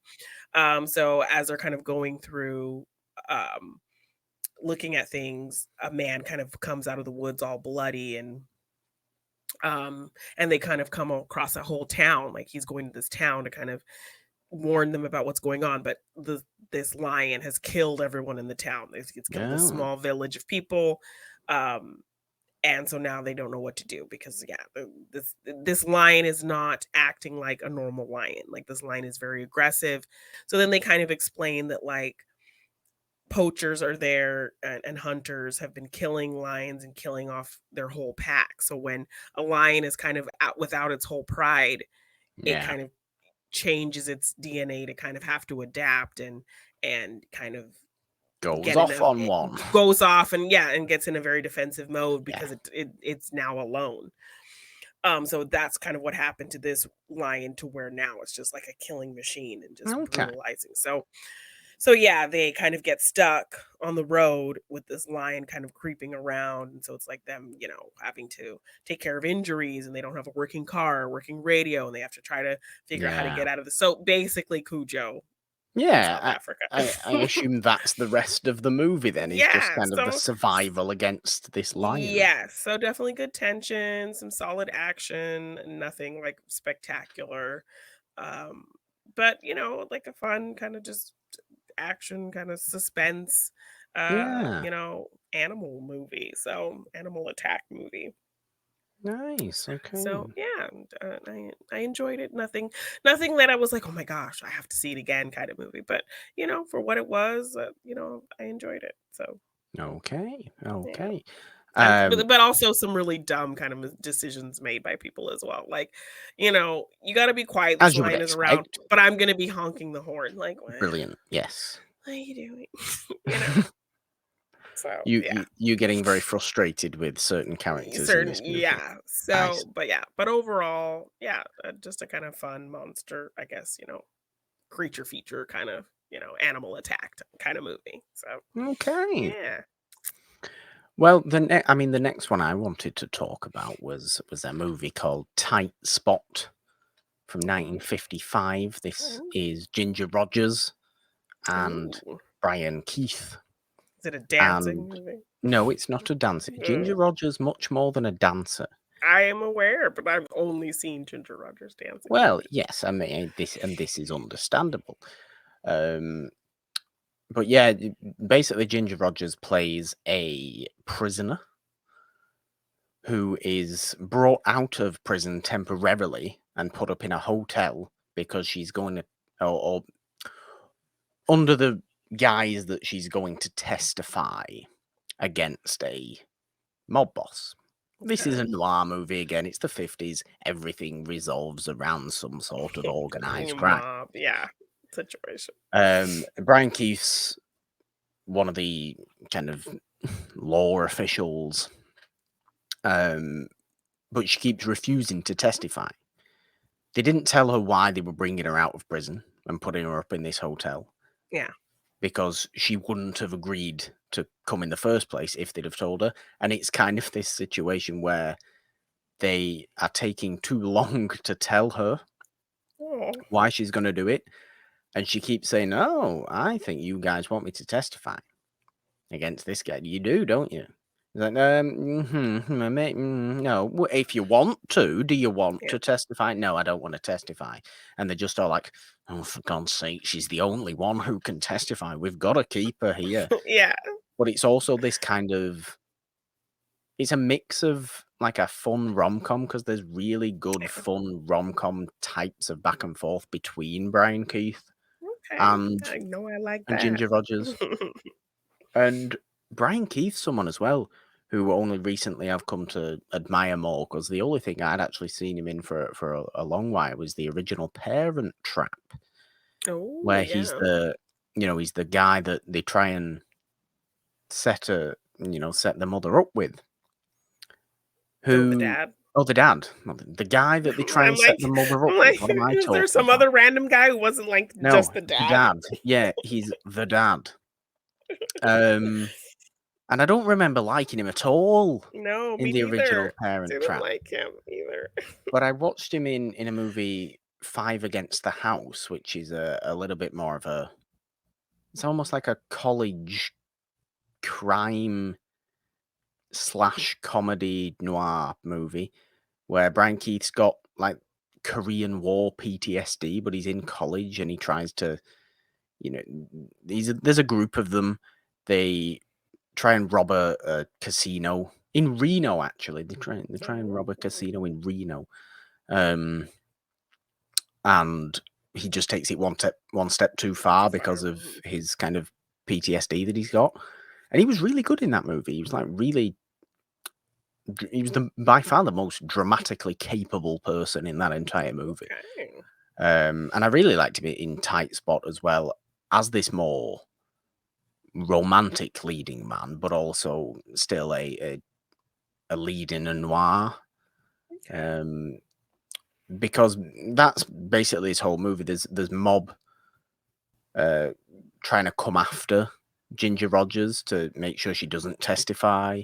The people trying to sneak in this hotel room because word might have gotten out that she's there, and yes, she's being constantly protected by police and by guards and by Brian Keith and by Brian Keith's boss. But they obviously don't want her to testify because their whole organization will go down if she does. But she's just this fun-loving kind of crazy person who's just kind of dancing about all the time. There's one scene when her sister comes in. They've not had a good relationship. They have a bit of an argument. I think her sister's ashamed of her because, she's been in prison, but Ginger Rogers bites back. Well, look at you and your boring life. What have you done on all these things, and it's kind of like that. Ginger Rogers is really, really good in this movie. Really, really good in Tight Spot. I don't think I liked it as much as I liked The Mob. But it's certainly a bit of a lighter movie as well, because I think The Mob is quite typically noir. Yeah, it feels the description you gave. It was like very much layers of like tense situations of Spider-Man's pointing at each other. A little bit, yeah. But this, no, it was a fun movie, and like I said, just another movie that showed me that that Brian Keith is an actor to admire, because I already knew obviously that Ginger Rogers was, and Ginger I like Ginger Rogers anyway. But Yeah. yeah, Tight Spot, Okay. 1955. Nice. Okay.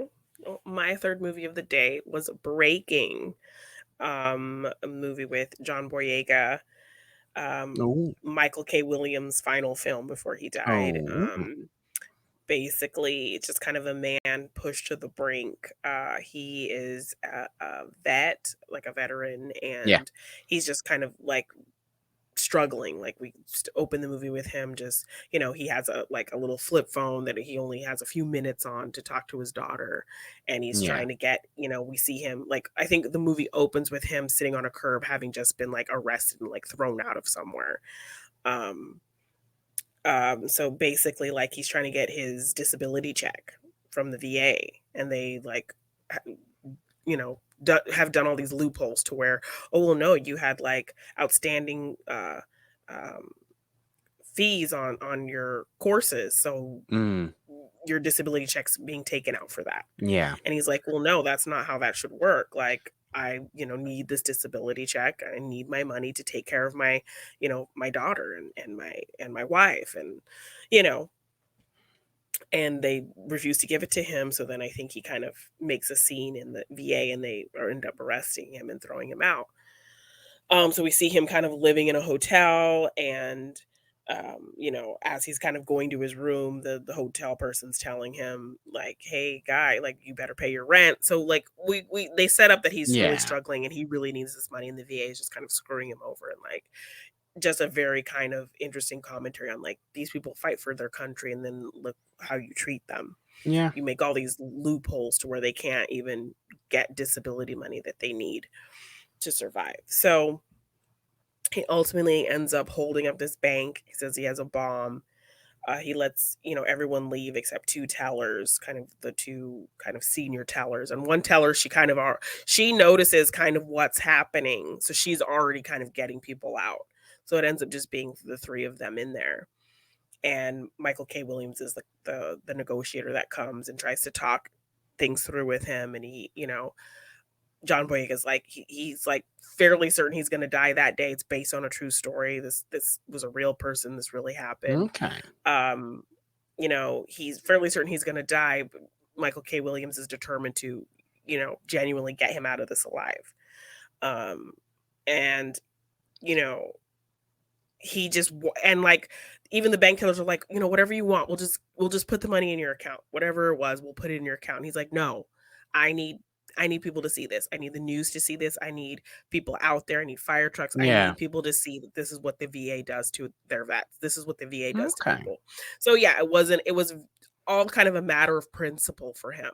It wasn't about the money at a certain point. He needed the world to see that this is how America treats their veterans. that's a very That the commentary movie then. yes, that the VA needs to be the one to give me this money. Yeah, So, it's just you're feeling for this guy who's going through this. These tellers are kind of scared, but also kind of sympathizing with him in a way. But they're also scared because he's saying he has this bomb. Michael K. Williams is oh, trying to sympathize with him and understand what he's going through because he also is a vet as well. So they kind of bond over that. And you can tell he's really just trying to get him out of the situation. And you kind of just tension of like, is he going to get out of this? You see him on the phone talking to his daughter, all of these things. So it's just like a really great build. John Boyega gives a really great performance. I feel like this movie probably should have been released in like the fall season if they really kind of wanted to get Oscar attention on it. okay, But because like all these movies I saw that day were just definitely movies that probably should have been released in the fall time. These were not movies that should have been yeah, released at the tail end of summer because they were not really kind of summer blockbustery kind of movies. Particularly this one. It was a very kind of quiet, simple movie, very short. It ended like when you least expect it to end. okay, And then also just knowing that it's based on a true story is just kind of like a really interesting commentary on how vets are treated in this country. So yeah, John Boyega really gives a strong performance. Really just makes me sad that Michael K. Williams is no longer with us because he was great in this movie. He really, made you feel like he cared about this guy. And Yeah, so really just solid kind of tense, quiet film, very simple, straightforward film, kind of, a bottle episode type movie just taking place Okay. in one location but very interesting and intriguing, and I really liked Breaking. So, You've definitely gone for a good mix of movies on this yeah. particular day, I think. I tried. Um, no, less so of what I'm doing really lately, You're kind isn't of it? just Just another watching the same noir, type another of noir. movie. Yeah. Um, I mean, the next movie I wanted to talk about was Murder by Contract from Ooh, 1958 with okay. Vince Edwards. That is probably the best made of those three movies that I've named so far. Okay. To be fair, probably the best made of all four movies that I'm going to talk about. I still think I preferred The Mob to this, but it really, really was an interesting movie. It's basically about a hitman. A hitman for hire, Yeah. who has his own, struggles in life. You get these kind of Taxi Driver-esque training scenes Ooh, okay. at the beginning of the movie where he's kind of just doing press-ups in his own apartment and Yeah. looking at himself in the mirror and things Okay. like that. The Blu-ray actually does come with an introduction by Scorsese, who says as much Oh, that he took that a he lot kind of took from that. this movie. Oh, okay. Um, but he's a really, really interesting character because he seems pretty cold, emotionless, and just kind of, you see him at the beginning of the movie go, through a couple of hits and then actually take out one of the guys who's been giving him jobs because Yeah. his boss told him to take him out. Yeah. So he's absolutely he's kind of this cold-hearted, cold-blooded killer for hire. I.e. the title Murder by Contract. Yes.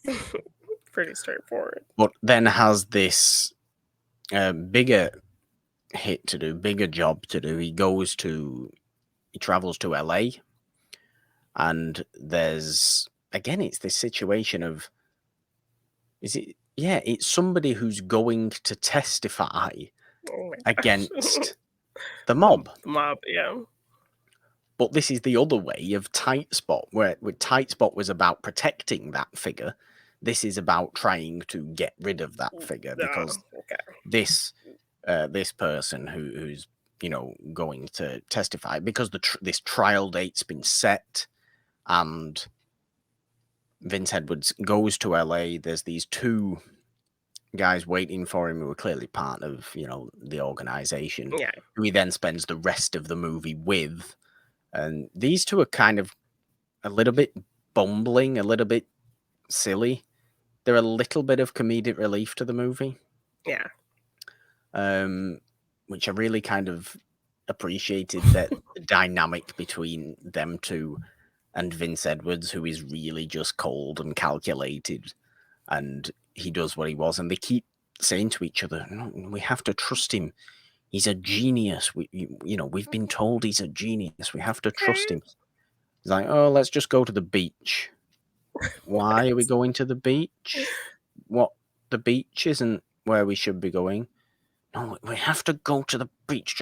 He wants to go to the beach. Let's drive him to the beach. And they're all Yeah. like this. They're just letting him absolutely do what he needs to do to plan because he's the best at what he does. Okay. He finds out that the person he has to kill is a woman, and his attitude's completely Oh, changed. different. Yeah. But his attitude's completely changed in not a way you would think. He doesn't say Okay. like, "Oh no, I don't kill women. I kill men. I don't kill Yeah. women. I don't kill children." It's not kind of one of those things. He immediately gets on the phone when he finds out it's a woman and demands more money because he doesn't like Oh. women and they are Yeah. more difficult to kill. Yes.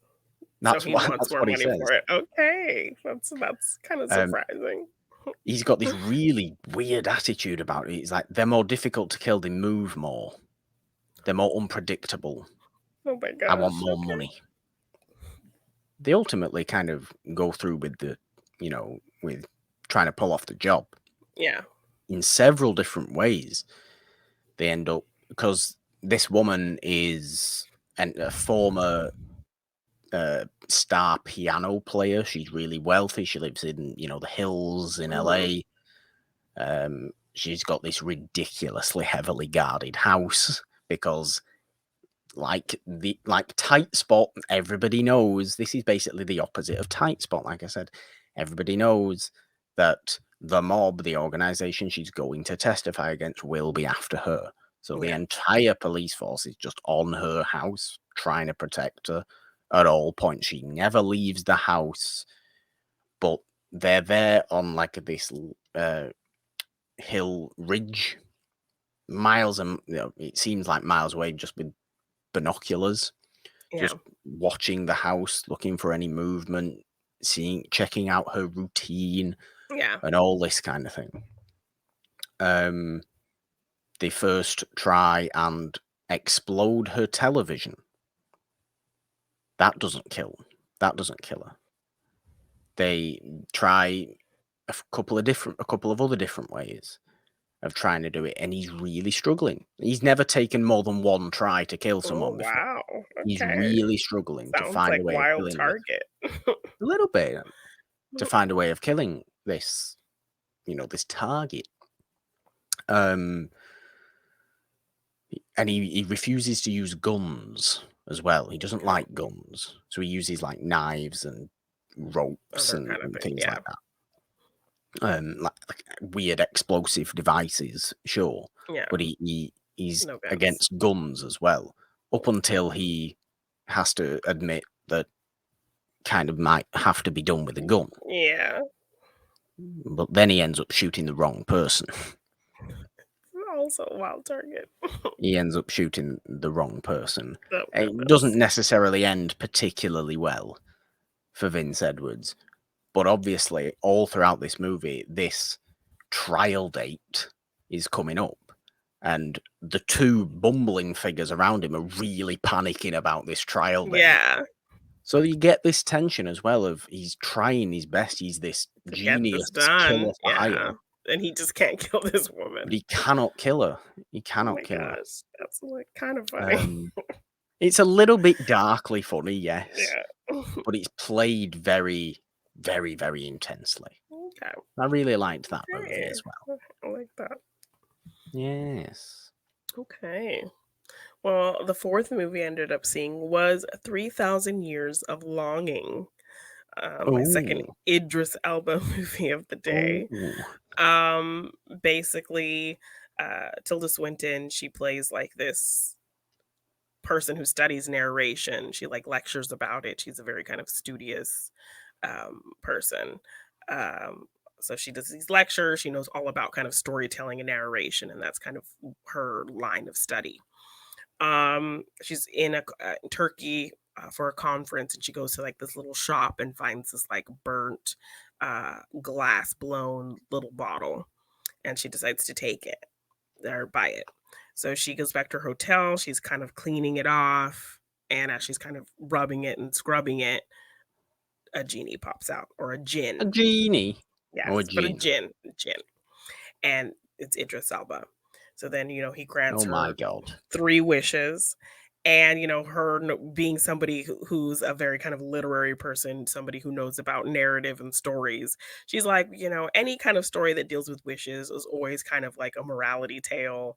It's always kind of a cautionary tale. So how do I know like any kind of wish is not gonna end in tragedy for me? And he Yeah, like wants her to make these 3 wishes because he can't be free until she makes these 3 yeah, wishes, because so then she kind of wants some kind of context on his story and how he got here, and so this is like his 3rd time being trapped. So he ends up going through like the first 2 times of how he like got trapped.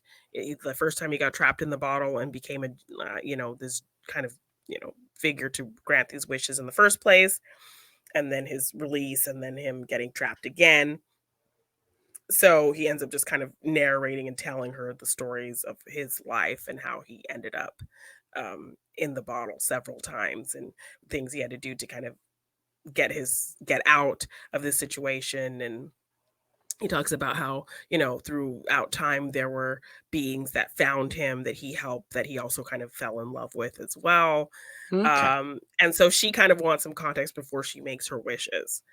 So then ultimately that helps her decide on what her first wish is. And um, so yeah, I don't want to get into too much of like, what happens in the movie. But Yeah. again, another movie that I think would have been perfect for fall because, these are two great actors. Um, this movie's a lot of fun. It's directed by George Miller, who has probably the Okay. most eclectic filmography ever.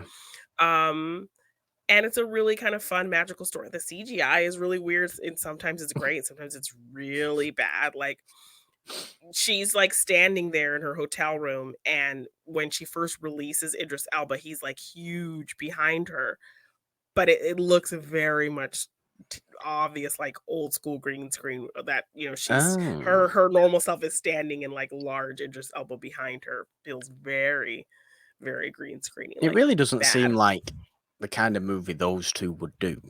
No, but it's the kind of magical elements, the Yeah. storytelling aspect of it is played really nice. You're really kind of interested in his story, and kind of she's interested in his story, so you're just kind of sitting there with her listening, and he's kind of talking about his lost love that he's dealt with over the time, and trying to get people to there's a certain point where the person who he was granting wishes to kind of screws up her wishes and doesn't make her third wish. So then he gets trapped and cursed to be invisible. So he can't even make himself known to anybody. Like, here's my Oh. bottle, get it so I can, Yeah.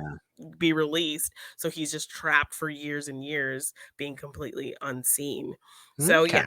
yeah, he's just kind of sharing his story with Tilda Swinton, and she's getting this context so that she can finally decide what she wants her wishes to be. And he's kind of just anxiously waiting because yeah, he can't be free until somebody does their three wishes, because he always gets to a certain point where you know people make their wishes, but either they don't get to the third one, or the third one is kind of like messes everything up, or so yeah, it's kind of telling his story and then their story together. Um, because she's like this lonely woman. She has no family, she has no kids, she has no husband, she's kind of lonely. Okay. So this is kind of like this new discovery for her, and she's at first she's really not open to it. She's like, I have everything I need. I don't need anything. I'm content with my books and my learning, and you know. And then in kind of hearing his stories of longing and love, she kind of is like thinking that, of things that she might want out of life, at a certain point. But she needs him to kind of talk to her about his stories, because she, doesn't really have the desire for any of those things Yeah. until she kind of hears him talk about it. So, yeah, it's a very Okay. kind of fun, magical fairy tale of a story. Um, and I really enjoyed that one. So, but yeah, I definitely think it should have been released in the fall, because I don't think it did very well. I don't think it's doing very well, but I really think Um, people should see it, because I think it's a really kind of fun fairy tale type story. So, and okay. great performances from the two of them. So, Okay. Nice. yes. Well, the last movie I wanted to talk about was Seven Sinners. This is Oh, they're not a noir movie. This is a okay. Marlene Dietrich movie from Oh, 1940. okay. That's obviously kind of it's got its Marlene Dietrich musical numbers in Oh, there. It's got its okay. romancy romance in there. Her male lead, her romantic partner in this movie is actually John Wayne. Oh, Um, interesting. I wouldn't have put this them together. no, this is when she was at Universal. This is in the kind of early 40s. Okay. But I love Marlene Dietrich. I watched this movie as a palate cleanser from all the noir, and it Okay. served its purpose as doing that. It's very much a vehicle. It's very much a you know what you're going to get and you get what you get Yeah. with the movie, and it satisfies you in that way. But basically, Marlene Dietrich's playing a kind of a singer, like a nightclub singer who tours around like Pacific Islands because she Yeah. keeps getting deported for causing too much of ruckus. Ooh. Because every man she possibly comes across is just head over heels for her, No, of obviously. course. Yeah. So every one of these little islands are just like, no, we're not having you here. You're causing too much fuss and destruction Yeah. and So much trouble. chaos. You know, every one of these guys on these islands are just running around, crashing around, fighting, breaking stuff, destroying places because she's just this desirable that she keeps getting deported. So she keeps just moving from island to island to island to island. So she Yeah. ends up going back to this island that she actually used to be at a long time ago, where people or the nightclub owner is a little bit terrified of her. I mean, he loves her because she brings so much business, Yeah. but he's a little bit like, oh God, you're back. Oh no. Oh no. Oh yes, this is great, but oh God, no. Yeah. He's a little bit like that. The Navy's there, so she kind of falls in love with John Wayne. It's a very simple movie, obviously, but just satisfying as a Marlene Dietrich vehicle. The Okay. most hilarious part of it is the fact that Broderick Crawford, who I just watched a week before in The Mob, is the biggest head over heels in love himbo possible in this movie. Oh my gosh. Like, I can't even describe how much he's just so stupid and puppy dog love heart eyes all the Yeah. time, ready to just punch anybody who says anything mean about Marlene Dietrich Oh my possible. gosh. But himbo is the perfect description for him in this movie. He's simple, he's kind of lovable, and he's just a brute who just wants to smash things around and go. He can't there's jokes about the fact that it takes like 5 minutes to read a sentence and things like that. And he literally talks like this throughout the movie. No. And it's just, oh God, they're really going to town on him. Oh But he no. was kind of hilarious. That's awesome. Hey, you don't say nothing nice about her. I'll punch you in the face. It's literally like this kind of Oh my situation. gosh. He's a big bow hunk. Oh my He god. is a big bow hunk in that movie, yes. And all the Nice. while, he's just carrying Marlene's suitcases and bags and hats and coats just behind her, pushing everybody else out the way. Oh my god. He is like her right-hand man. So he's He like is Bane and Batman and a Robin. little bit, yes, but he is 100% like her. He goes wherever she goes, and she just brings him along. Okay. But he won't let anybody else touch her or go near her, or even when she's performing, he's kind of following a step behind. He's like a shadow. He's kind of following a step behind, going, "Don't touch him," pushing people out of the way and smacking people, and Okay. just like, "Go away, get away, make Yeah. way, make way." And it's just, it would be. It's the kind of character that I just imagine most people were like when it came to big movie stars of the time. And just Yeah. utter adoration of them. Well, it sounds also like I don't know if you remember the animated movie we did, Cats Don't Dance, where our kind of Shirley Temple figure Darla Dimple had this ridiculous, dopey butler kind of character named Max, who was like her enforcer, Oh, like that. vaguely, yeah. Yeah. Vaguely. A little bit, yeah. It is very much like that. But, there's a little bit of a subplot of Broderick Crawford trying to get back into the Navy because he was discharged from the Navy. I forget Yeah. why. So he's kind of trying to get in with John Wayne and help out. And he sets John Wayne up with Marlena to get himself back in the Navy and this kind of thing. Yeah. But it's a fun movie. It's a fun movie, and I always like watching new Marlene Dietrich movies as well. Yeah, she's So, great. yes, that's the final one I wanted to Okay. talk about anyway.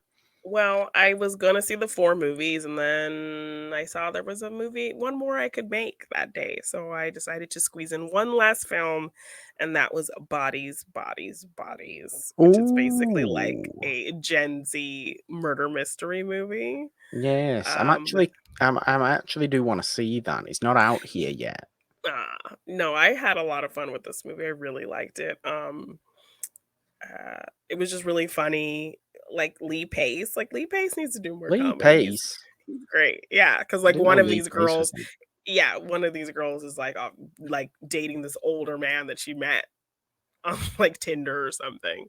So, she brings him along, and Pete Davidson, which I haven't seen a lot of Pete Davidson really in anything. I didn't watch The King of Staten Island or anything like that. So, this was kind of the first time of me seeing him, like, outside of SNL or outside dating random people. Okay. Um, Yeah. so, yeah, he was pretty good in this.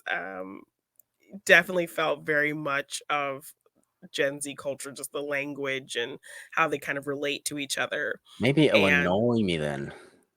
no, but it's kind of mocking it, but also kind of embracing it.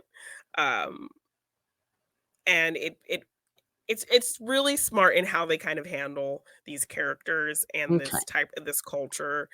And it's really funny, it's kinda suspenseful, like, it's a boiling point, it's almost like Lord of the Flies-esque in the fact Okay. that, like, nobody knows because it kinda starts with, all these friends at this big fancy house, and they're gonna have a hurricane party, so they just wanna have a big hard party at this house while a hurricane's going on outside, and they decide to play this game, Bodies, Bodies, Bodies, where each person draws a paper, and whoever has the X on their paper, they're the killer.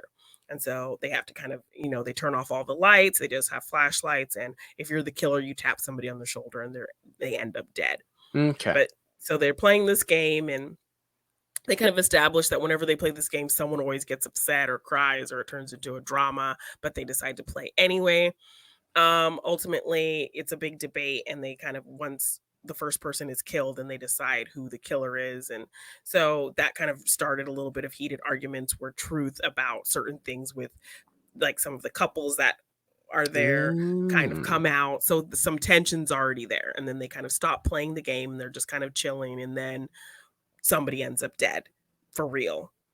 And so then Okay. it's kind of like this who did it, and everyone's paranoid and bringing up kind of old grievances and blaming each other for stuff and bringing up old emotions and kind of fighting and um so it's like really kind of high tension drama, just bickering, and you just don't know who the killer is, and so that builds the tension there, but all done with kind of like Gen Z language and you know kind of their attitudes towards things and like It really might annoy me because I really thought it sounded like such an interesting movie, but I didn't no, realize it was in heavy dialect. no, but no, it's really funny how they use it.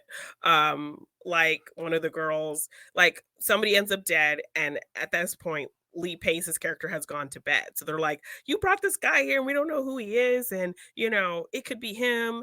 And so, like, instead of like just kind of going to see, she's like calling out to him, and they're like, "Shut up! Like, why are you calling for him? Like, he could be the killer, and you're calling for him." And like, she won't shut up. So they cover her mouth and she's like, stop it, you're silencing me, you're silencing me." God. Yeah. And like in relation to like somebody talks about how they have like they're dealing with a drug habit or like some very kind of serious like bipolar, Hmm. and then this other girl's like, "Oh, I totally relate, I have body dysmorphia." So just like Brilliant. just like Okay. so out of Okay. touch I kind of, get it. I yeah, get it.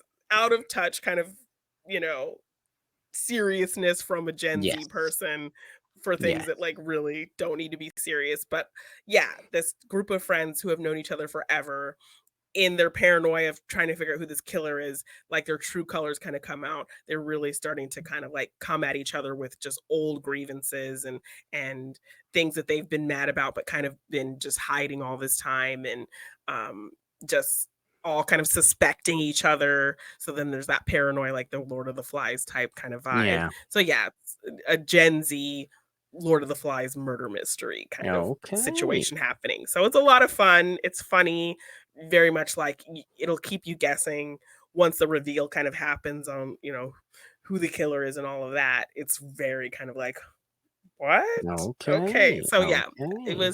it had some great surprises, really funny, really smart, kind of uh new era kind of horror film. But I think it's more classified as like a murder mystery, I'd say, Okay. than a straight up horror. Do you think that was the favorite one of what you saw? I'd say yes, that was my favorite, then the 3,000 Years of Longing, then Breaking, then Invitation, because I just kind of had fun with that one, and that very cute man, and then Beast. Okay. Okay, nice. Well, do we have time for a little bit of fun and games, Janine? We seem to be on a long episode I today. know. What we talked Somebody's about for so long, but yes. I should we mean, do yeah, a little bit of fun and games? we can do a little bit of fun and game, sure. Because I think what we do have is a few fantasy movie trivia questions in honor of the Rings of Power. Yes. We have a few fantasy movie trivia questions for each other. I think we have 5 each, Janine. Yes. 5 each. You like to go first, as you always do. Like to go Yes. first, don't you? Because you're so insistent on the fact that you go first. But yes, I suppose we should we just get straight on in Yeah. Let's to the crack fun and on. games. Okay, Yeah. let's crack on. Fun and games. 5 questions. Fantasy movies. Question number 1 for Janine. Who plays Prince Caspian in the Chronicles of Narnia? Prince Caspian. Oh my gosh. Barnes. What's his first name? Barnes, right? Barnes. Bucky Barnes? No. I Don't think put it is that in my Bucky head. Barnes. I don't remember his first name. Oh. My friend Carla's like in love with him. So let's see. I don't In love with know. him. Yeah. Barnes. I think it is Bucky Barnes. And now my brain wants to say Troy Barnes, but that's like Troy Barnes from Community. It's not Troy Barnes from Community. It's also not the Winter Soldier. I know.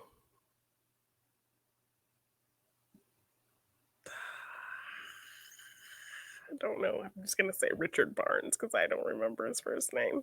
Richard Barnes is incorrect. It is Yeah. Ben. Ben Barnes. Barnes. Boo. Ben Barnes. All right. I'm ready.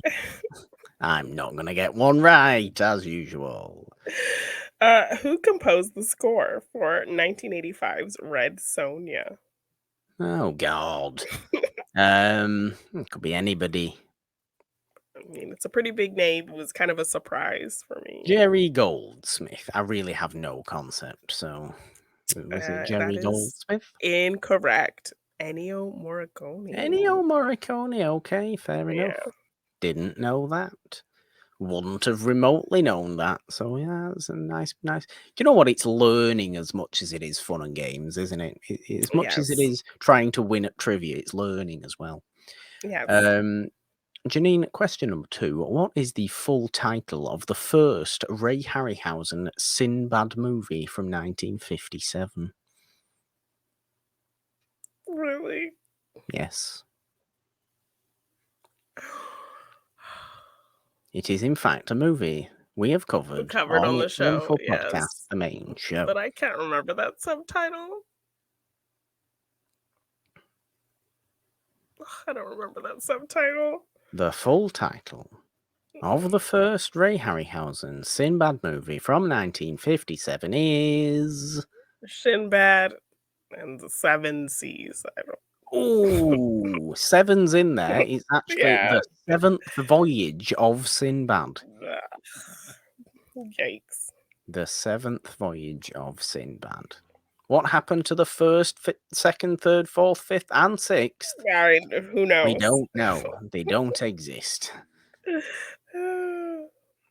All right. How old is Bilbo Baggins in An Unexpected Journey? Oh. Oh, well, he'll be 50 something. He'll be 55-ish.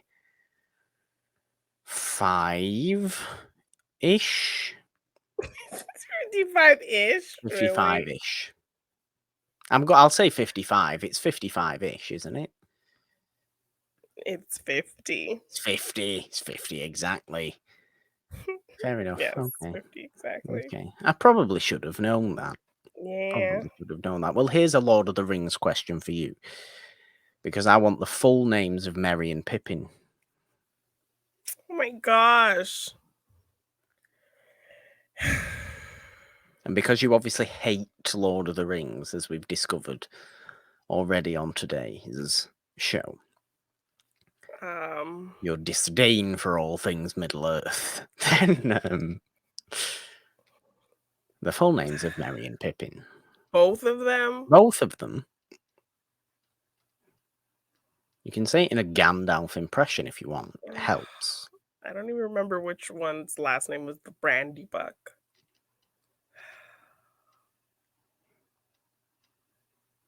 It does help if you say it in Gandalf's voice. No, it's not gonna help. I just know one of them, their last name is Brandy Buck. It is, yes. What's the other last name? I don't remember. So mean. Oh, Jeannine. So mean. We are looking for Meriadoc Brandybuck Yeah. and Peregrine Took, Yeah. Yes. as in fool of a Fool of took. a took. Yes. Yes. Yes. Yes, yes. Terrible. Nobody's got a question right yet. What's going on? This is terrible. No. Okay. What is the name of Sarah's kidnapped baby brother whom she's searching for in the labyrinth? Oh, God. Why am I thinking it's Timmy? Is it Timmy? Why am I thinking it's Timmy? You're thinking it's Timmy because it's close. Toby. Tommy. Toby. God damn it. I knew it was T. I knew it was T. Yeah. This is dreadful. So good job the Schmodown's ending, Jeannine. What would you do? Yeah. Oh, you might get this one though, given that this one is very Jeannine. Fantasy movies. Who plays the male lead in Frank Capra's Lost Horizon? It's a fantasy movie. I know. I don't remember. This guy's name. You're supposed to be a Frank Capra expert. I am, We but were at you one know, point. as soon as the Schmodown ended, I let everything just seep out of my brain. And this is understandable. Who plays the male lead in Frank Capra's Lost Horizon? Without Googling.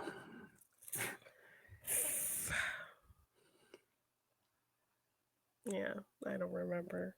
I give up. It is Ronald Coleman.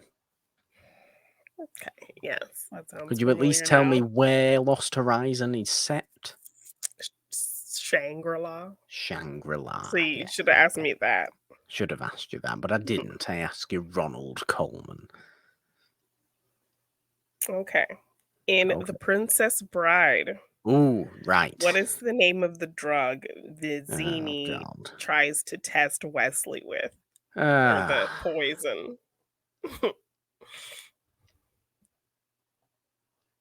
Has he got two names? He's got like a descriptor and then the name. I don't remember at all. No. I don't remember at all. And I don't want to be thinking too much of this very long episode of Monday Madness. What is what is it? Iocane powder. Iocane, okay. Fine. Wasn't gonna go for that either, to be honest. Okay. You might get this one. I would go as far as to say you should get this one. In Harry Potter, what is the name of Hogwarts flying teacher and Quidditch referee? Madam Hooch. Yes, okay. Jannine's 1-0'd me right at the end. Can I pull back to tie the game with the last question? Please, please, please, please, please, please don't pick a hard question. Um, Come on. Come I on. have a couple. Okay. I'm In praying. in Encanto, Ah, what are the powers of Mirabelle's sister Isabella? I haven't seen Encanto. Seriously? Is that the Bruno one? Yes. Yeah, I heard that song and then just went, it's an annoying song. What are the powers? I don't know. Telekinesis? I've literally got no concept. Oh I my really gosh. don't know. Mirabelle wears glasses. I know that. You should watch it. It's a good movie. Very dismissive. I'm not dismissive. I'm not Yes, I heard that song and it was rah, so I didn't watch it. Yeah, that's not dismissive at all. No, it isn't. Isabella has the power to make things grow, Okay. plants and flowers and things. Well, that's a nice power. Yes, I like that. I like that as a power, admittedly. Well done, Jeannine. You win the very defensive trivia game 1-0. Congratulations again for Thank winning you. another fun and games. What a Thank you. surprise. What a surprise. Good show today. Yeah. Nice discussions. Fun stuff. Movies. Middle Earths. Fantastic Fours. Winnie the Poohs. Megan the And Stallions. Megan Thee Stallions. Exactly. Exactly. Jeannine, this show, Monday Madness, is not the only show we have on this podcast feed, nor is it the only thing you can find on the It's a Wonderful Podcast YouTube channel, is it? No, other things you can find on this very YouTube channel are watch alongs, fun videos from both of us, movie reviews, Morgan's movie collection videos.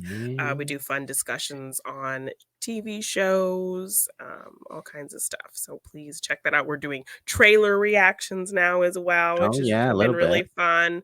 So check all that out on the It's a Wonderful Podcast YouTube channel, along with this very show. But the other shows we have on our podcast feed are every Wednesday. We have Morgan Hasn't Seen, where I force Morgan to watch things he hasn't seen. And we are getting into a brand new series. So that's We very are. exciting. We very much We're are. dipping a toe into spooky season and talking horror comedies all September long to get ready for October. So check that out on Morgan Hasn't Seen every Wednesday. And of course, every Friday we have the main show, It's a Wonderful Podcast, where we give love to classic films. Absolutely. It's The Gunfighter from 1950 Yes, on the that was main such a show good this movie. week. A really, really good movie. But yes, Monday, Wednesday, Friday, we have you covered on the It's a Wonderful Podcast feed on Anchor, Apple Podcast, Spotify, Stitcher, Google Podcast, Castbox, Amazon Music, and everywhere else. Subscribe, ding your notification bells on this YouTube channel if you are watching Monday Madness in its full video glory, as I prefer to watch it myself. Do I watch my own show? Sure. Sometimes, not always, but it'll be on sometimes when I'm doing things. Why not? Even though I've already had the discussion and really don't need to. Do I just watch it on mute sometimes? Sure, Yeah. because it's just on. It's just nice to have something to look at. Yes. Even if it is my own face, but usually it's your face instead, as I don't like to look at mine, Jeannine. But yes, subscribe to the podcast feed as well. Find that everywhere. Running across the bottom of the screen, if you are watching the video, is links to the Patreon if you would like to support us that way. There is a link in the description. There's also a donation link in the description, as well as our social medias, our Twitter, the show at It's a Wonderful One. I am on Twitter at the Purple Dawn with a 3 instead of the E in the because, Jeannine. 3 is the magic number. On Instagram at just the Purple Dawn. All your, I don't know, Middle Earth stuffs where I didn't even know what to say then. I didn't have Yeah. a little A fun little thing thing. there, no. You can find me at Janine Devine _ on Twitter, Janine Devine on Instagram and TikTok. If you want to get any merch for any of our shows, you can see it scrolling on by or find it in the description below. We have a Teespring shop. Just search for us. It's a Wonderful Podcast on teespring.com. We have some fun designs over there. All the logos for all of our shows on all kinds of merch. Or you can check out some of the Stranger Things designs we have as well. And if you want to purchase any of my art in print form, you can find that at my Big Cartel shop, g9design.bigcartel.com. There we go, indeed. Would you like to do an impression, Janine? I'll give you a choice. Right, okay. You can use really elevated Tolkien language, like every character in the Rings of Power speaks so eloquently. Oh my god, doesn't everybody just speak so perfectly? Yes. Nobody says anything. Everybody's language is just So unbelievably clean. clean. Yes, Yes. it's great. Pristine. Yeah. Or you can do it in an impression of Megan the Stallion, which I'm not quite sure what that is. But... I don't know what that is either. Unless I just go, Oh, is that what she does? Is that yes. what she does? Yes. You could do that if you want. Just do 3, that. 2, So, yeah. Horrible 1. noise. Well done for Miss Stallion. I'm proud of that. Bye. Bye.